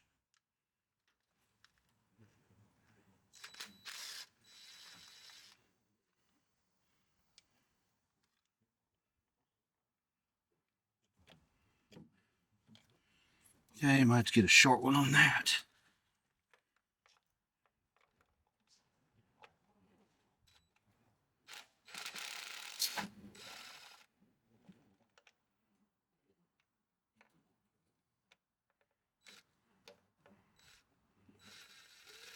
Oh my goodness, and that one's loose. I'll tell you what.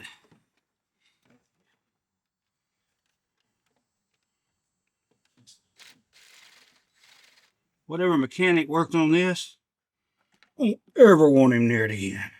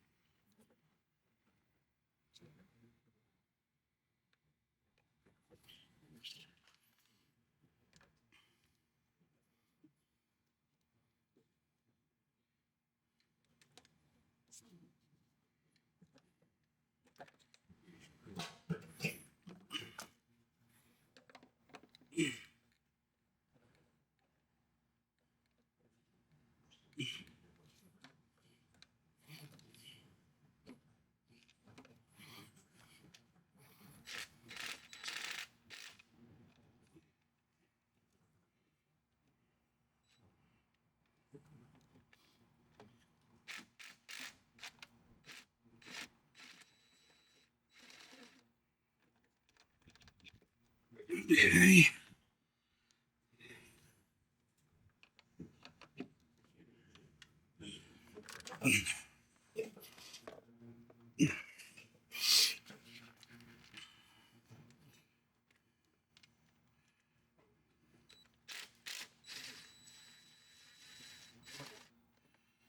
Okay, so now I need to loosen up this front. It's probably not going to be a 10.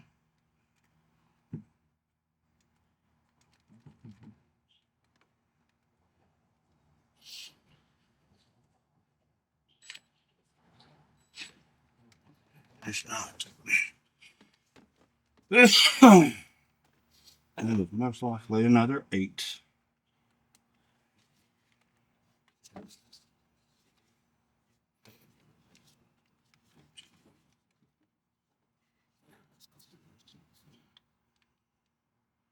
Yeah, you gotta be careful. You don't want to.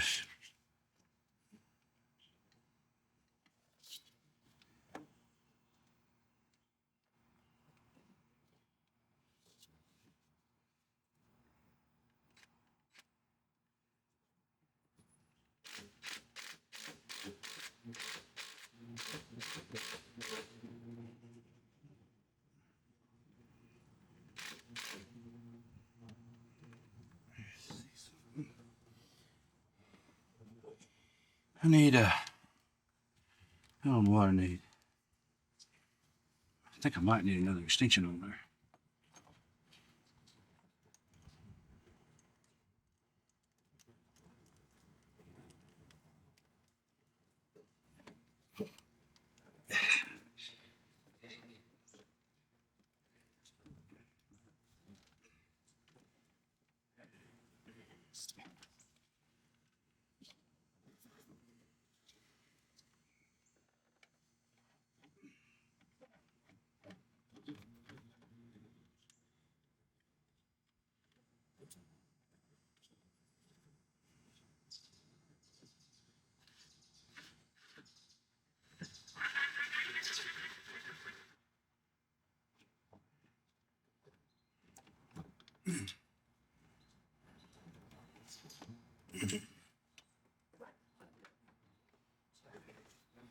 Yeah, I don't know if you've seen that bracket move.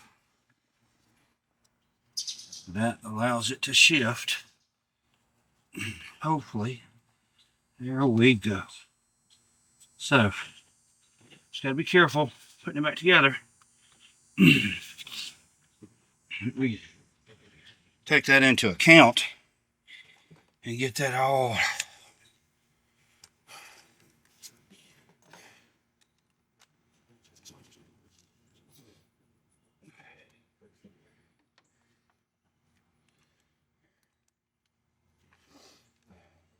back in there without ending up with it underneath the valve cover. Okay, so that's all that. Now, let's see if that's a 10. Of course not. Absolutely.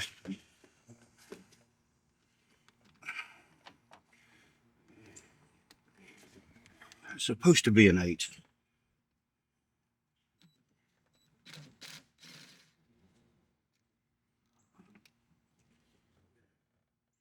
And it's a, I don't know, I call them wood plastic screws. There's 2 of them.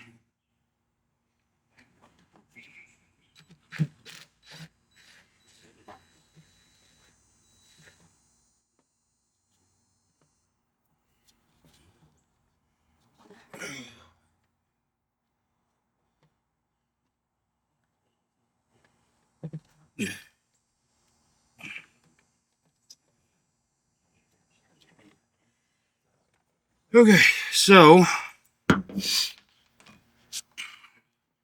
all of that is loose. So now I'm free to just pop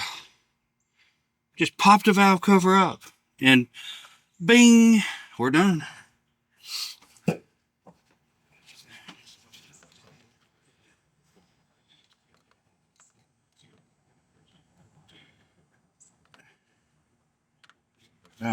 Okay.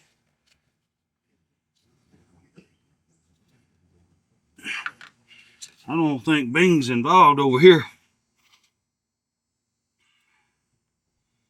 So may have to wind. Oh, you know what? I am. Well, you didn't have to say it out loud. I know I'm a goober. Let's go ahead and put this.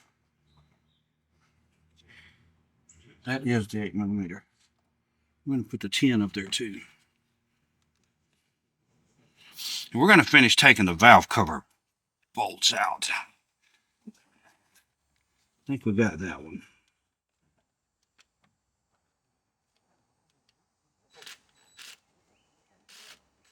Okay, maybe not.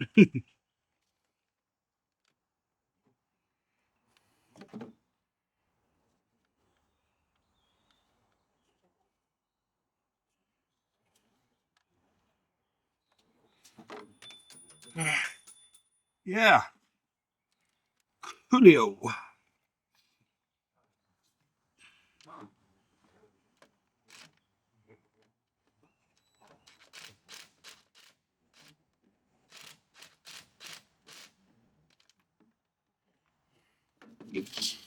I really don't want to take all that off, but I'm going to have to.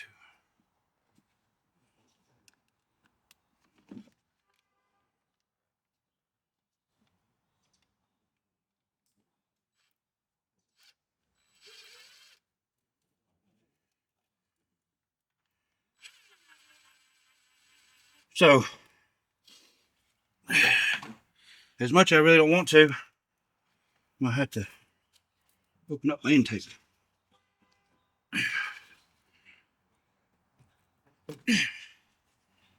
Watch out with your hoses. Just remember that has been repaired by a goober, just like me.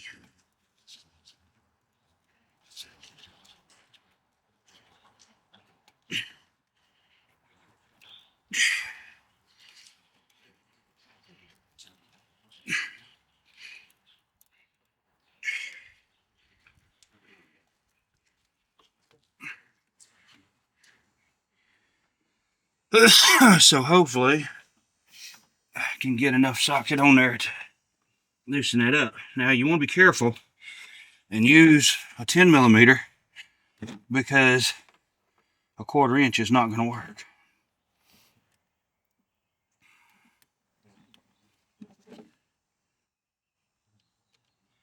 But be careful you don't booger this up.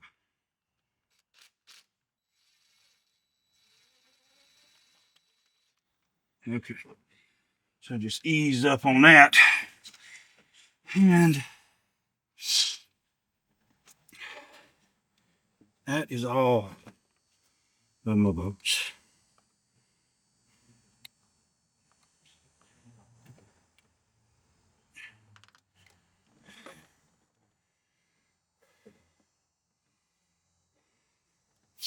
All right, so we're gonna take a break. You know how we've all got that one friend who's he's not mental. He's not crazy. He's not eccentric. But he's stupid. I'm that friend because it wouldn't come up because of these two bolts were still tight. And it still wouldn't move. I'm telling you. Man, it was sealed so tight. But then when I loosened these last two bolts here up, it just popped right up. Wow. Without any complaints. I mean, it didn't even argue.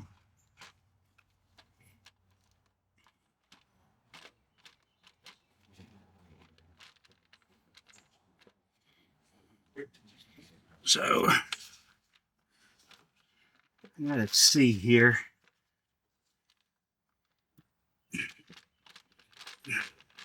Let me get it back down here. And we are going to pop the purge valve off. You will definitely help yourself out by popping up your purge valve.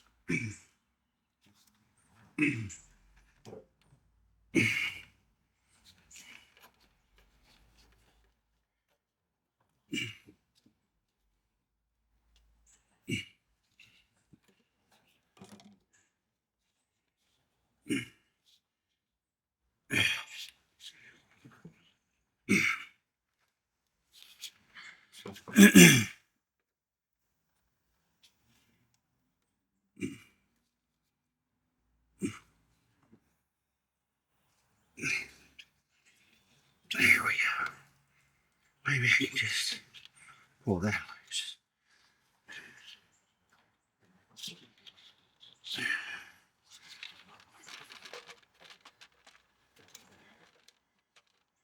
And she slides right out. Kind of.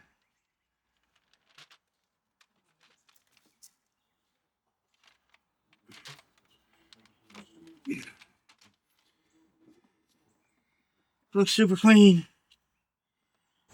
Let me get you set up over there. We'll look at the new and the old valve covers. Talk about some of the stupid things that someone else did. And we'll be right back. The main difference is somebody tried to seal replaceable O-rings with silicone. Pretty good example of something you should not do. And I take offense to someone out there mistreating my future truck. Seriously, I take offense to that. I feel like that shouldn't have been the case. So here's where the dipstick goes. And then this is where I think it's a vacuum line of some sort, snaps in. Then we've got a tie wrap that goes here that someone decided to cut, and instead of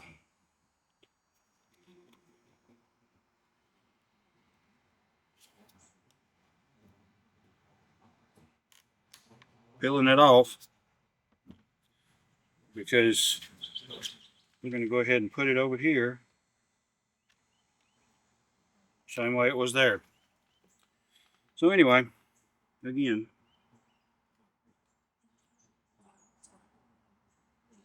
looks like that standoff is cracked, that one's cracked, that one's cracked. Several of these bolts on top were loose. They didn't even tighten them back up. So no wonder the valve cover itself was leaking. So what I need to transfer over is these two sensors to over here. And again, you'll notice that there's a wing coming out on each side of the standoff right here, or where the coil pack bolts down. In here, there's just a stud sticking up there. Kind of like the one standing up here. Never mind. Hold on. I didn't forget I said that. Forget that.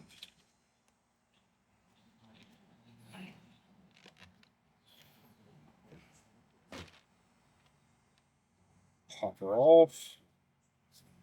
Nothing on there really to clean off but oil. Pop her into the new part.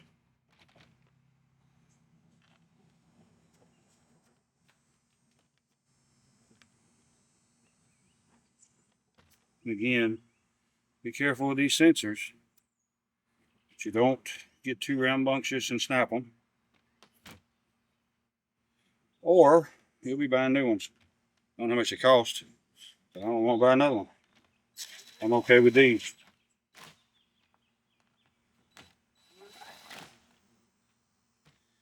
All right, so that's really the bulk of what I got to transfer over from this one to this one right here. No, it's not. Let's see.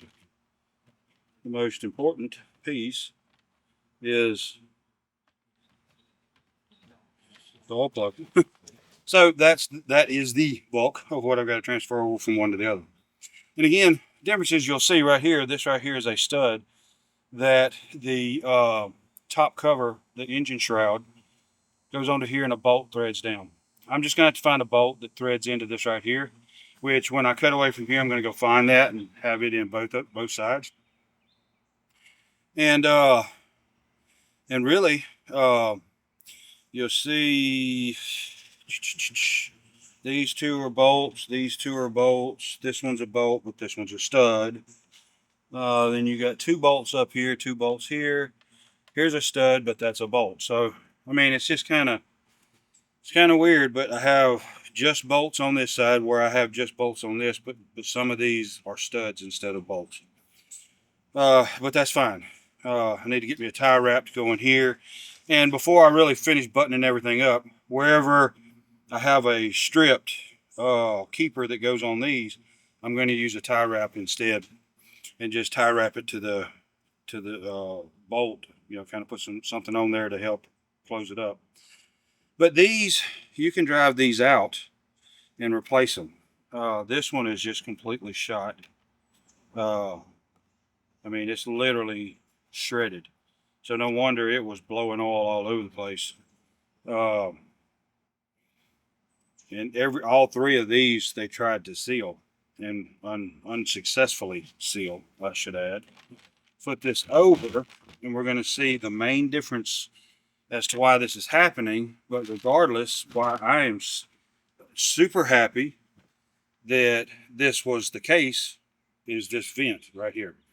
Okay, so here you'll see that going over to the crankcase ventilation chamber, it goes over here, bleeds off into the dipstick hole that goes down into the oil pan, and the check valve is down there. Here, the hole going down where the dipstick goes in is blocked off. It don't allow anything to go over. But the crankcase ventilation chamber is vented, and here is the check valve for that. So I'm glad that was the case, because it forced me to get in here and change these valve covers out.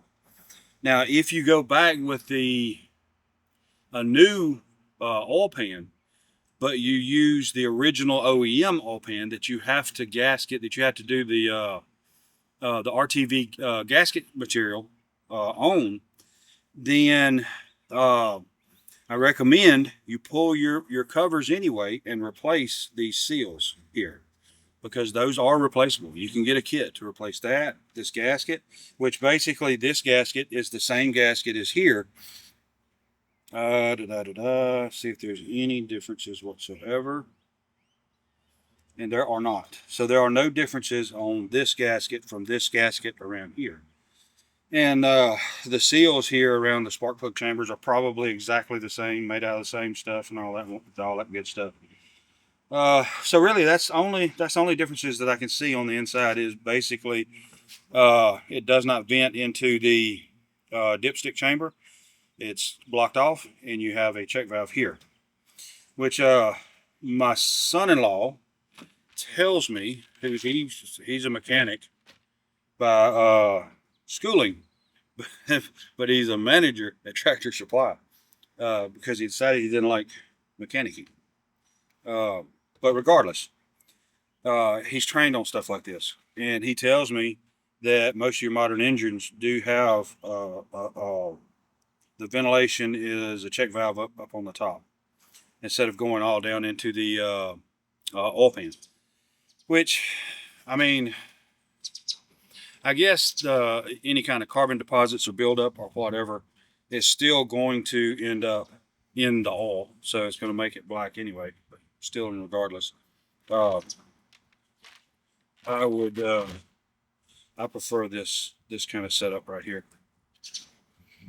being the top-notch non-mechanic that I am. So let me go find a bolt that will go into these to secure the engine cover on, and get that cleaned up to put this back on, and we will have this portion done and taken care of. I do really understand why most of the videos on YouTube are showing you how to take the passenger side valve cover off and not the driver's side, because the driver's side is much easier. You still have to take a lot of stuff loose, get it out of the way to get the old one off, but it is still much easier to deal with. It's a little more open. You just have to be very careful about your turbo inlets, your intercooler tubing brackets, and all that stuff, especially if it's older, because it could be prone to crack or break, which could cause you to have a very bad day. So just keep that in mind, and I think you'll be just fine. Again, this turned out to be the simplest so far. So I believe if and I do believe the oil pan is going to be easier. I think I'm just going to go ahead and make sure that I do take the cross member that goes right up underneath the oil pan out right off the bat, um, because it's just going to make it even that much easier. Something else I got to take off and put back on, but it's going to just come out like butter and go back in again, I believe. So with that said, if I had this all to do over again, I would fight, fuss, and cuss with the passenger side first, then come over to the driver's side valve cover, and then the oil pan. But again, you don't have to do your valve covers. You don't have to replace your valve covers if you're just replacing the oil pan with an OEM older style that you have to basically glue back in with RTV. So, but I still would replace these gaskets here. So you're still in there anyway. I don't think you could replace these in place. Uh, Possibly. I don't really know because I'm replacing the whole thing. I may see how hard this is to get out, like pulling it out from the top. You just have to be careful not to booger up your spark plug well, or whatever you want to call it. So let me go find a bolt and get that cleaned up, and then we will go back with this valve cover, and I'll start videoing buttoning all the electronics back up again, getting all my tubing, my intake, my intercooler, intake, air intake, and everything all put back together. Paying close attention to plugging everything back up again. And then we'll start on the oil pan. We'll be right back. So we're almost ready, but I tell you, these little metric nut and bolt sets from Walmart are very handy. Just so happens that the 6mm by 1 millimeter by 30 millimeters. So it's a 6 millimeter boat. It's a 1 by 30 millimeter thread pitch. So it fit perfect. And so I just put a couple of washers on top of it, pop it down into place, and we're good to go. So let's get you set up back over there by the truck, and put a little RTV at these 2 points here, just like we did on the other one. And I'm also going to put a couple spots right back here on the back edge where I guess maybe, I don't think it's the vacuum pump, maybe, or maybe it is, but it's a cam lobe or something back there. And so I'm going to do that, and I think we're going to be good to go. Again, that old one, man, it was leaking all over the place. It was a huge source of the leak. Matter of fact, the oil pan might not even be leaking. That was leaking so bad. So, but anyway, I'm glad to change it all out. So let's get you moved, and we'll get this put in. Oh, here is the missing stud for the other one. And I did find the missing one from here in the bag that the other one, new cover was in. So anyway, all right. All right, so let's see if I can get some video showing me putting the RTV.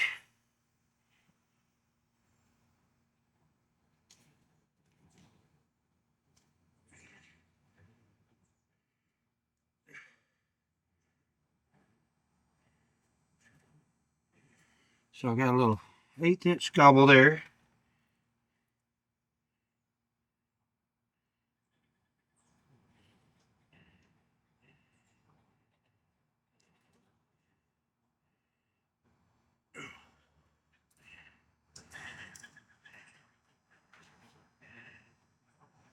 And there.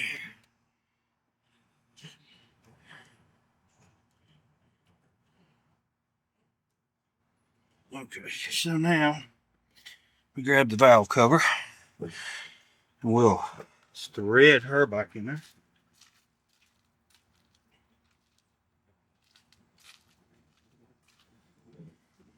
You know what? I didn't put grease on this one. Well, let's see how it goes. Or I say grease. I put Vaseline. Well, not Vaseline. I put oh, what was it? Vicks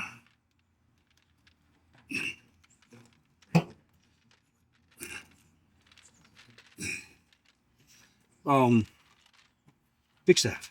No, not Vicks Sav, Vaseline. I'm sorry. I'm just getting goofy here. Yeah.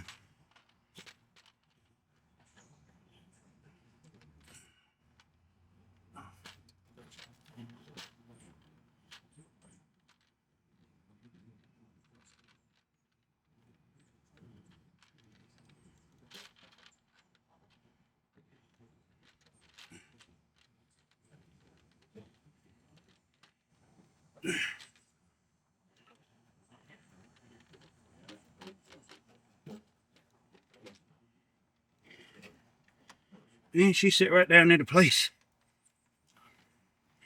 So I'm going to try to make sure I get them started, or several of them by hand.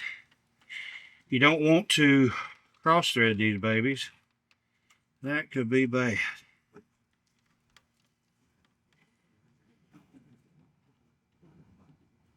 Right. I'm not going to tighten these up. I just want to kind of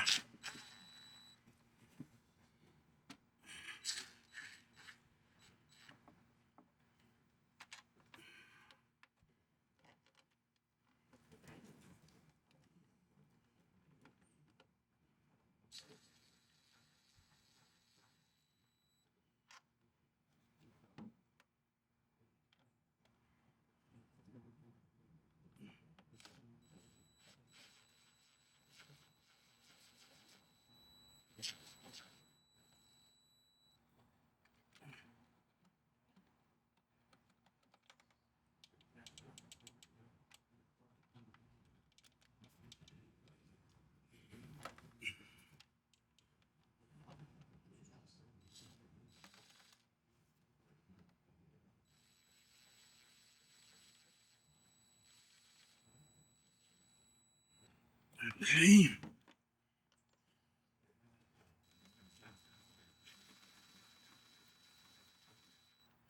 And again, I'm not, you can't hear the impact hitting because I'm not even letting it get to that point. I don't want it to.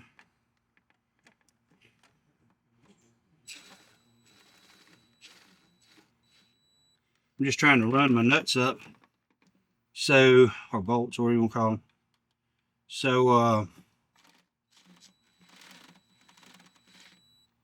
so I don't have to spend all that time with the torque wrench.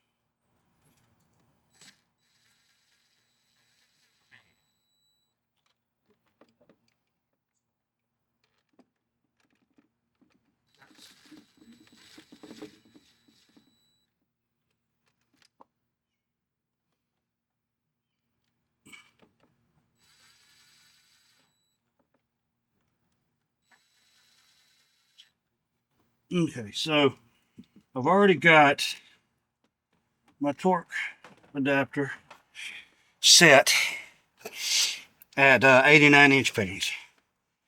Let me grab it.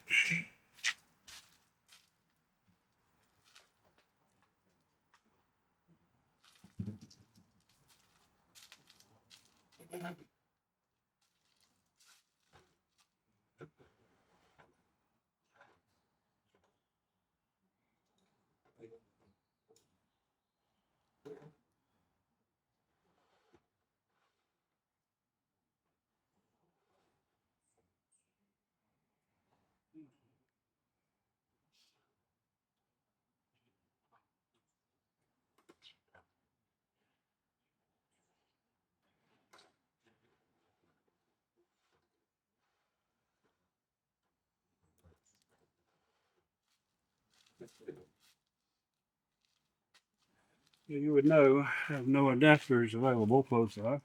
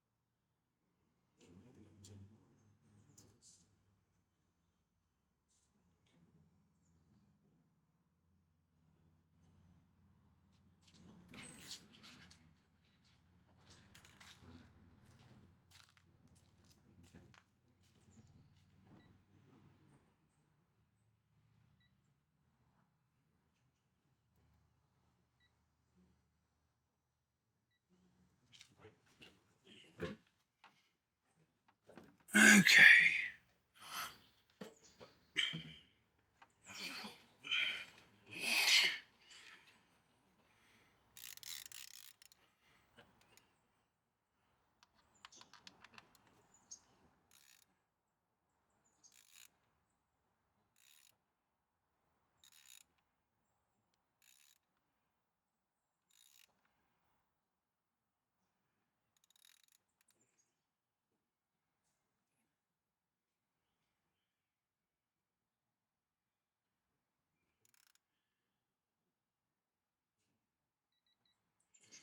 '89.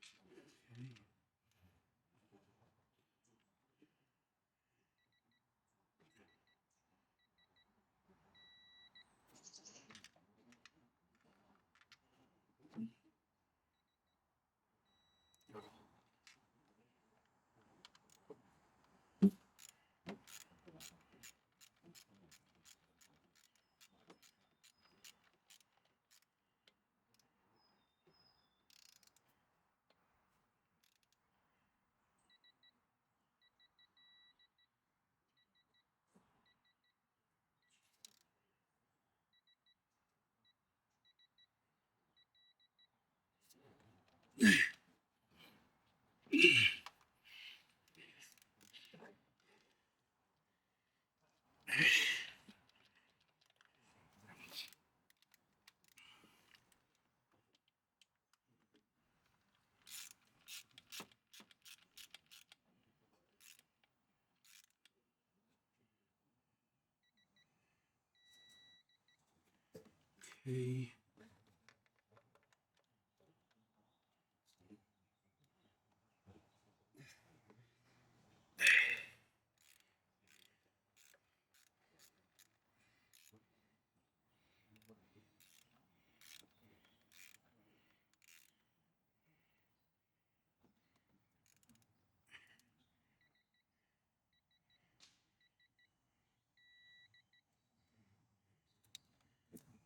Oh.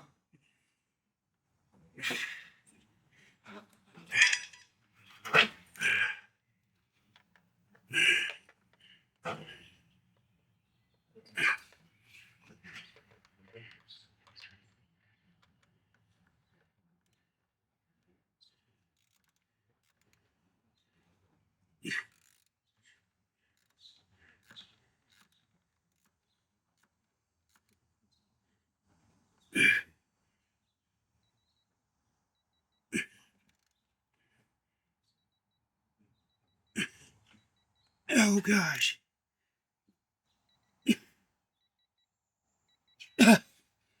Oh, I did get the beef. So I was suffocate there.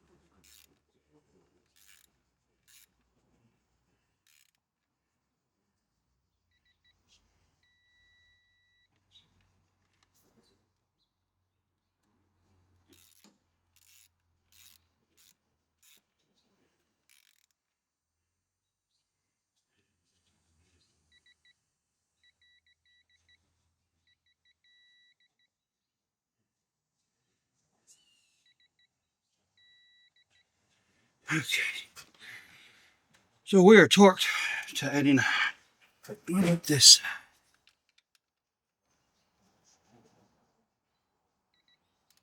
It's close.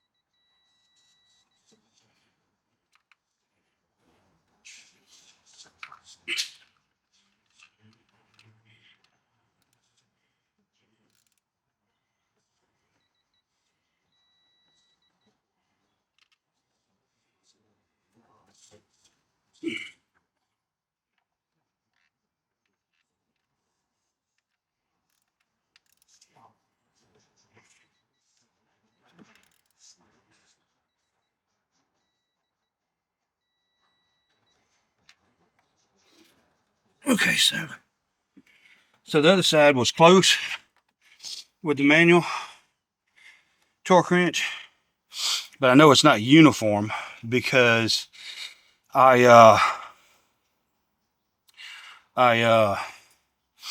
had several instances where I couldn't feel the click, and so I wasn't sure it clicked.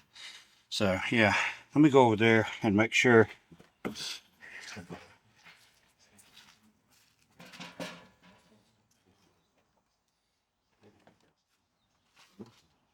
And I know it's not ideal uh,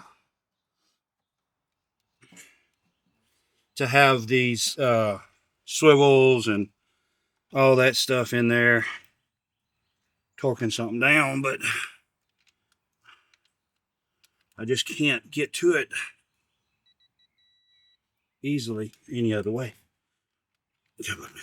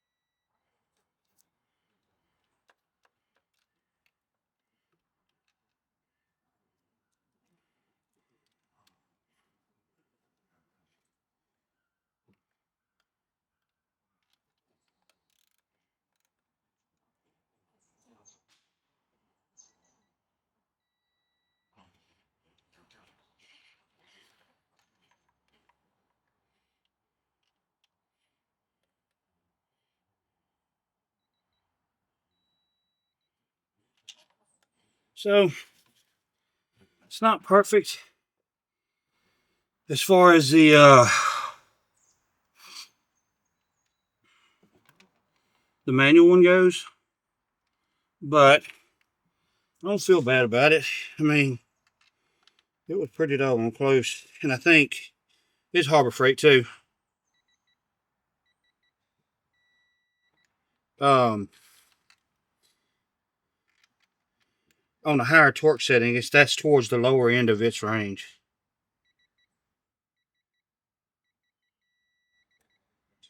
Um, so I let's see here, what was that plugged into?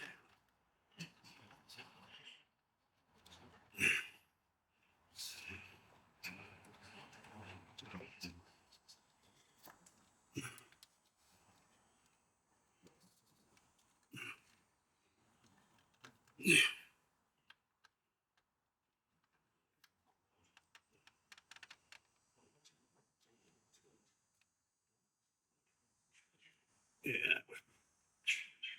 plugged in there.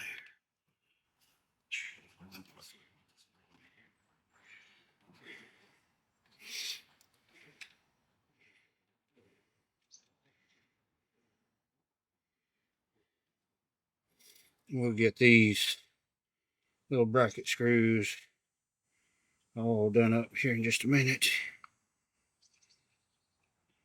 I just want to get them started so I don't lose track of them. So here's a wiring harness.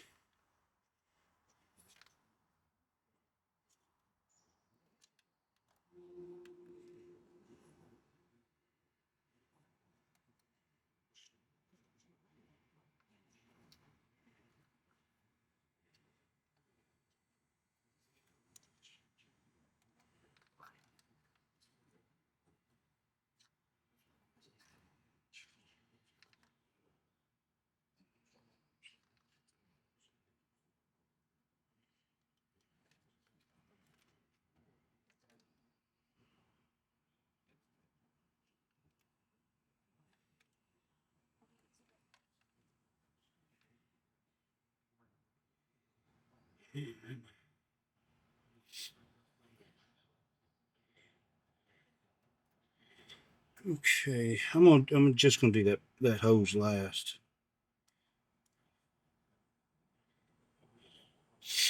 I think I need to get my coil packs in there before I go back to putting all the rest of everything in here and getting it all buttoned up. Everything is lining up with everything. So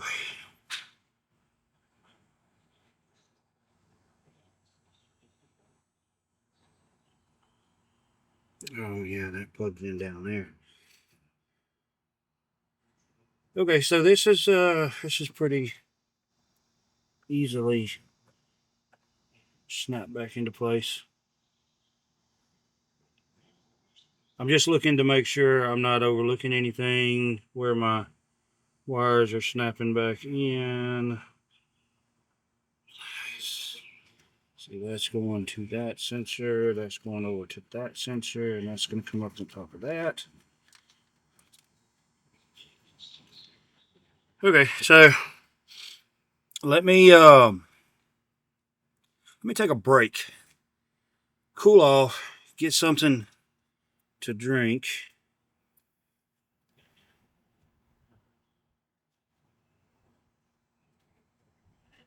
And I may run and get me some coolant, because I mean I know I lost some. So let me shut y'all off for a minute and rest. Okay, so being as we already have the camera set up over here, we can start putting all this back together. Let's get the bracket here raised up and in place. Oh goodness, there we go.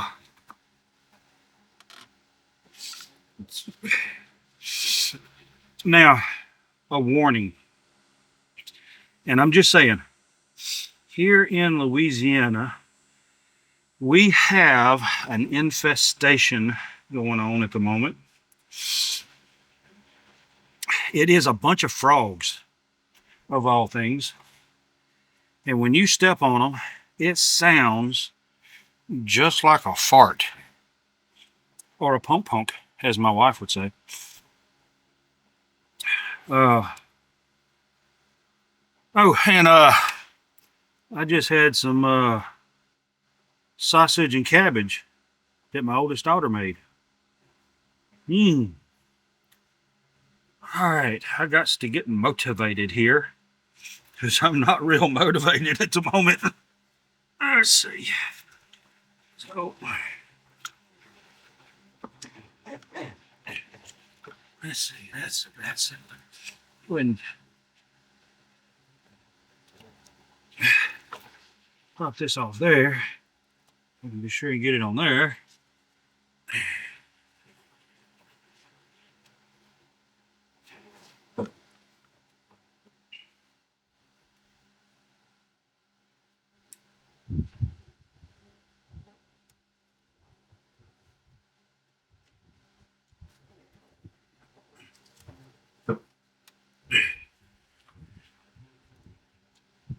Come on, dude. I know you go there. What in the world?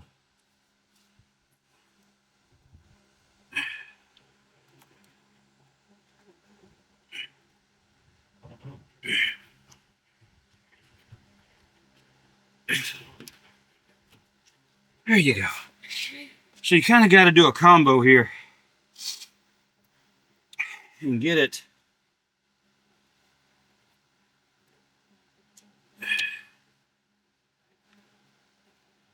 Get it so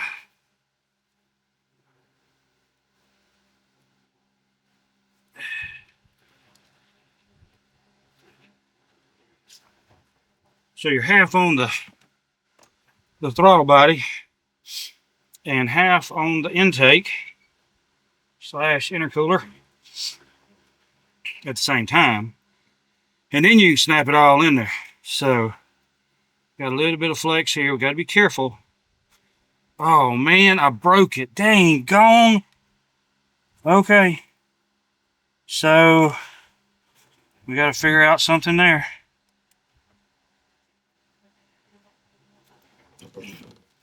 Cause I ain't buying that. I am not buying that part.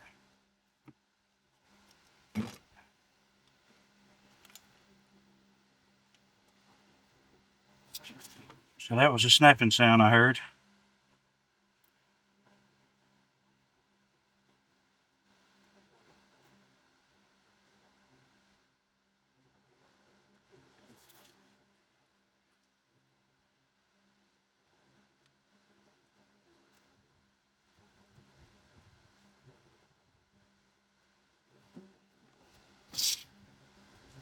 So I don't know what I'm gonna do there. I have to figure something out. Well, ain't nothing to it but to keep on going. So let's get that in place.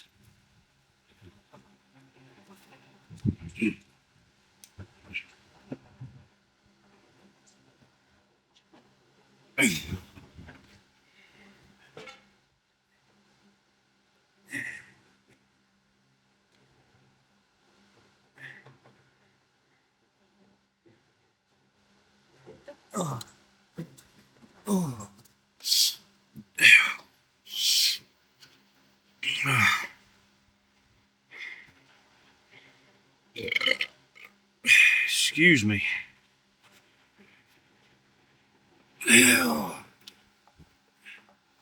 Get that piece, whatever it is, up there.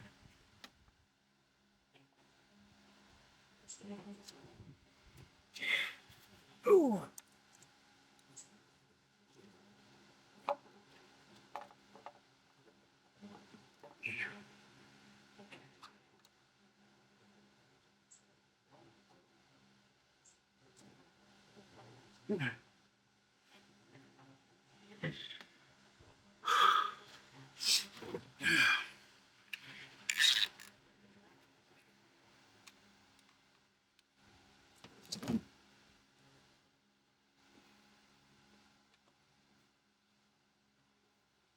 Oh my goodness.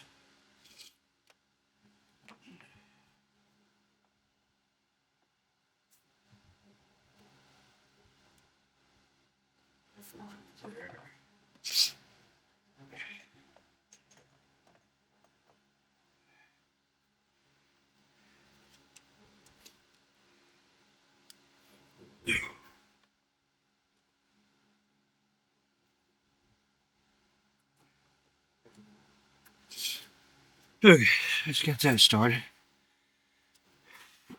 Oh.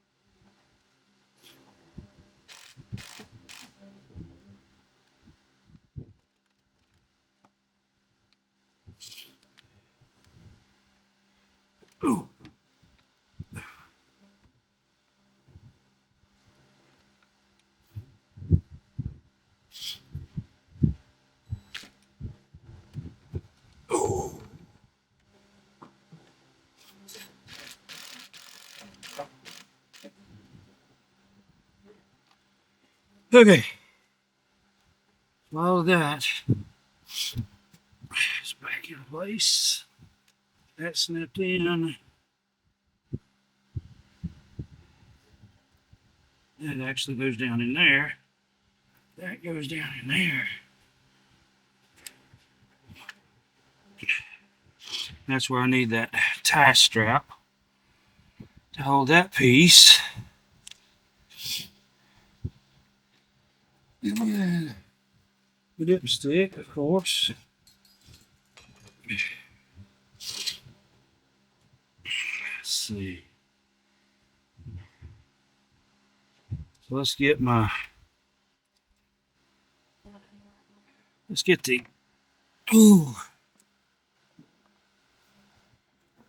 call packs back in.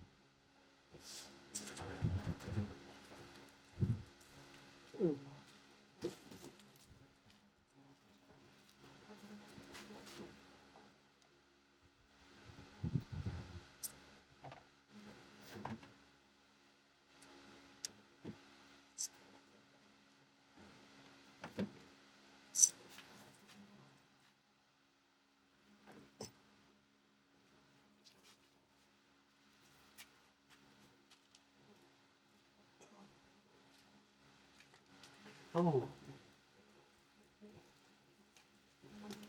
come on. Everything's falling all over the place.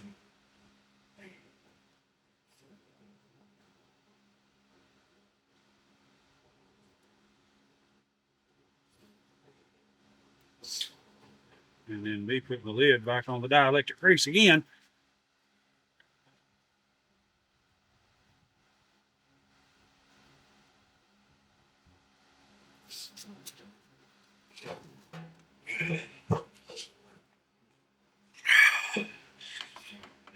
Okay.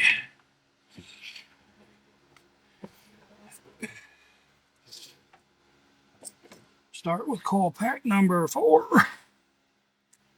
Or try to. Get my big fat butt up in here.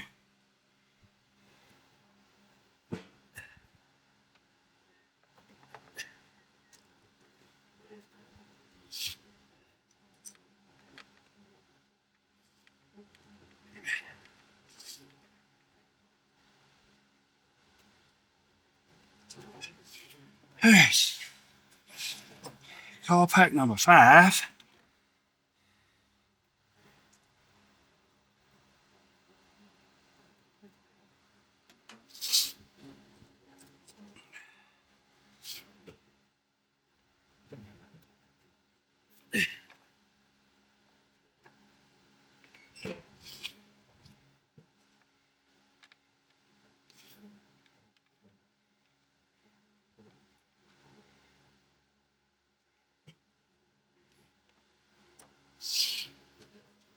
And finally, call pack number 6.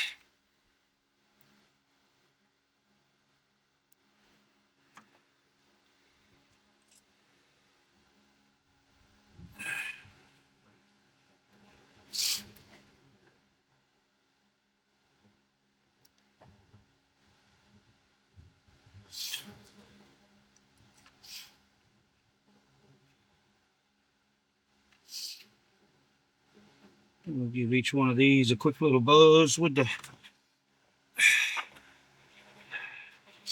socket here.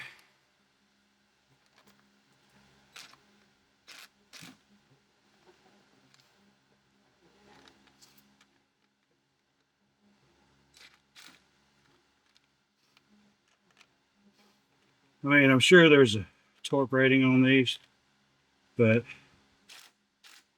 I did not look it up.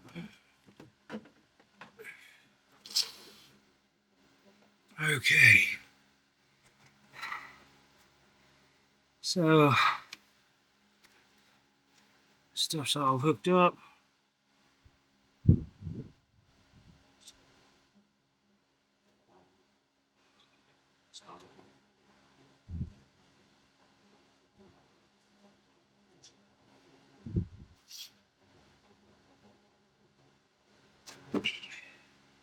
That sure enough is aggravating right there. Now I'm gonna have to see if I can find one of those that I don't know. Your time is very important to me, and I thank you for spending it here with me. Thanks, and God bless.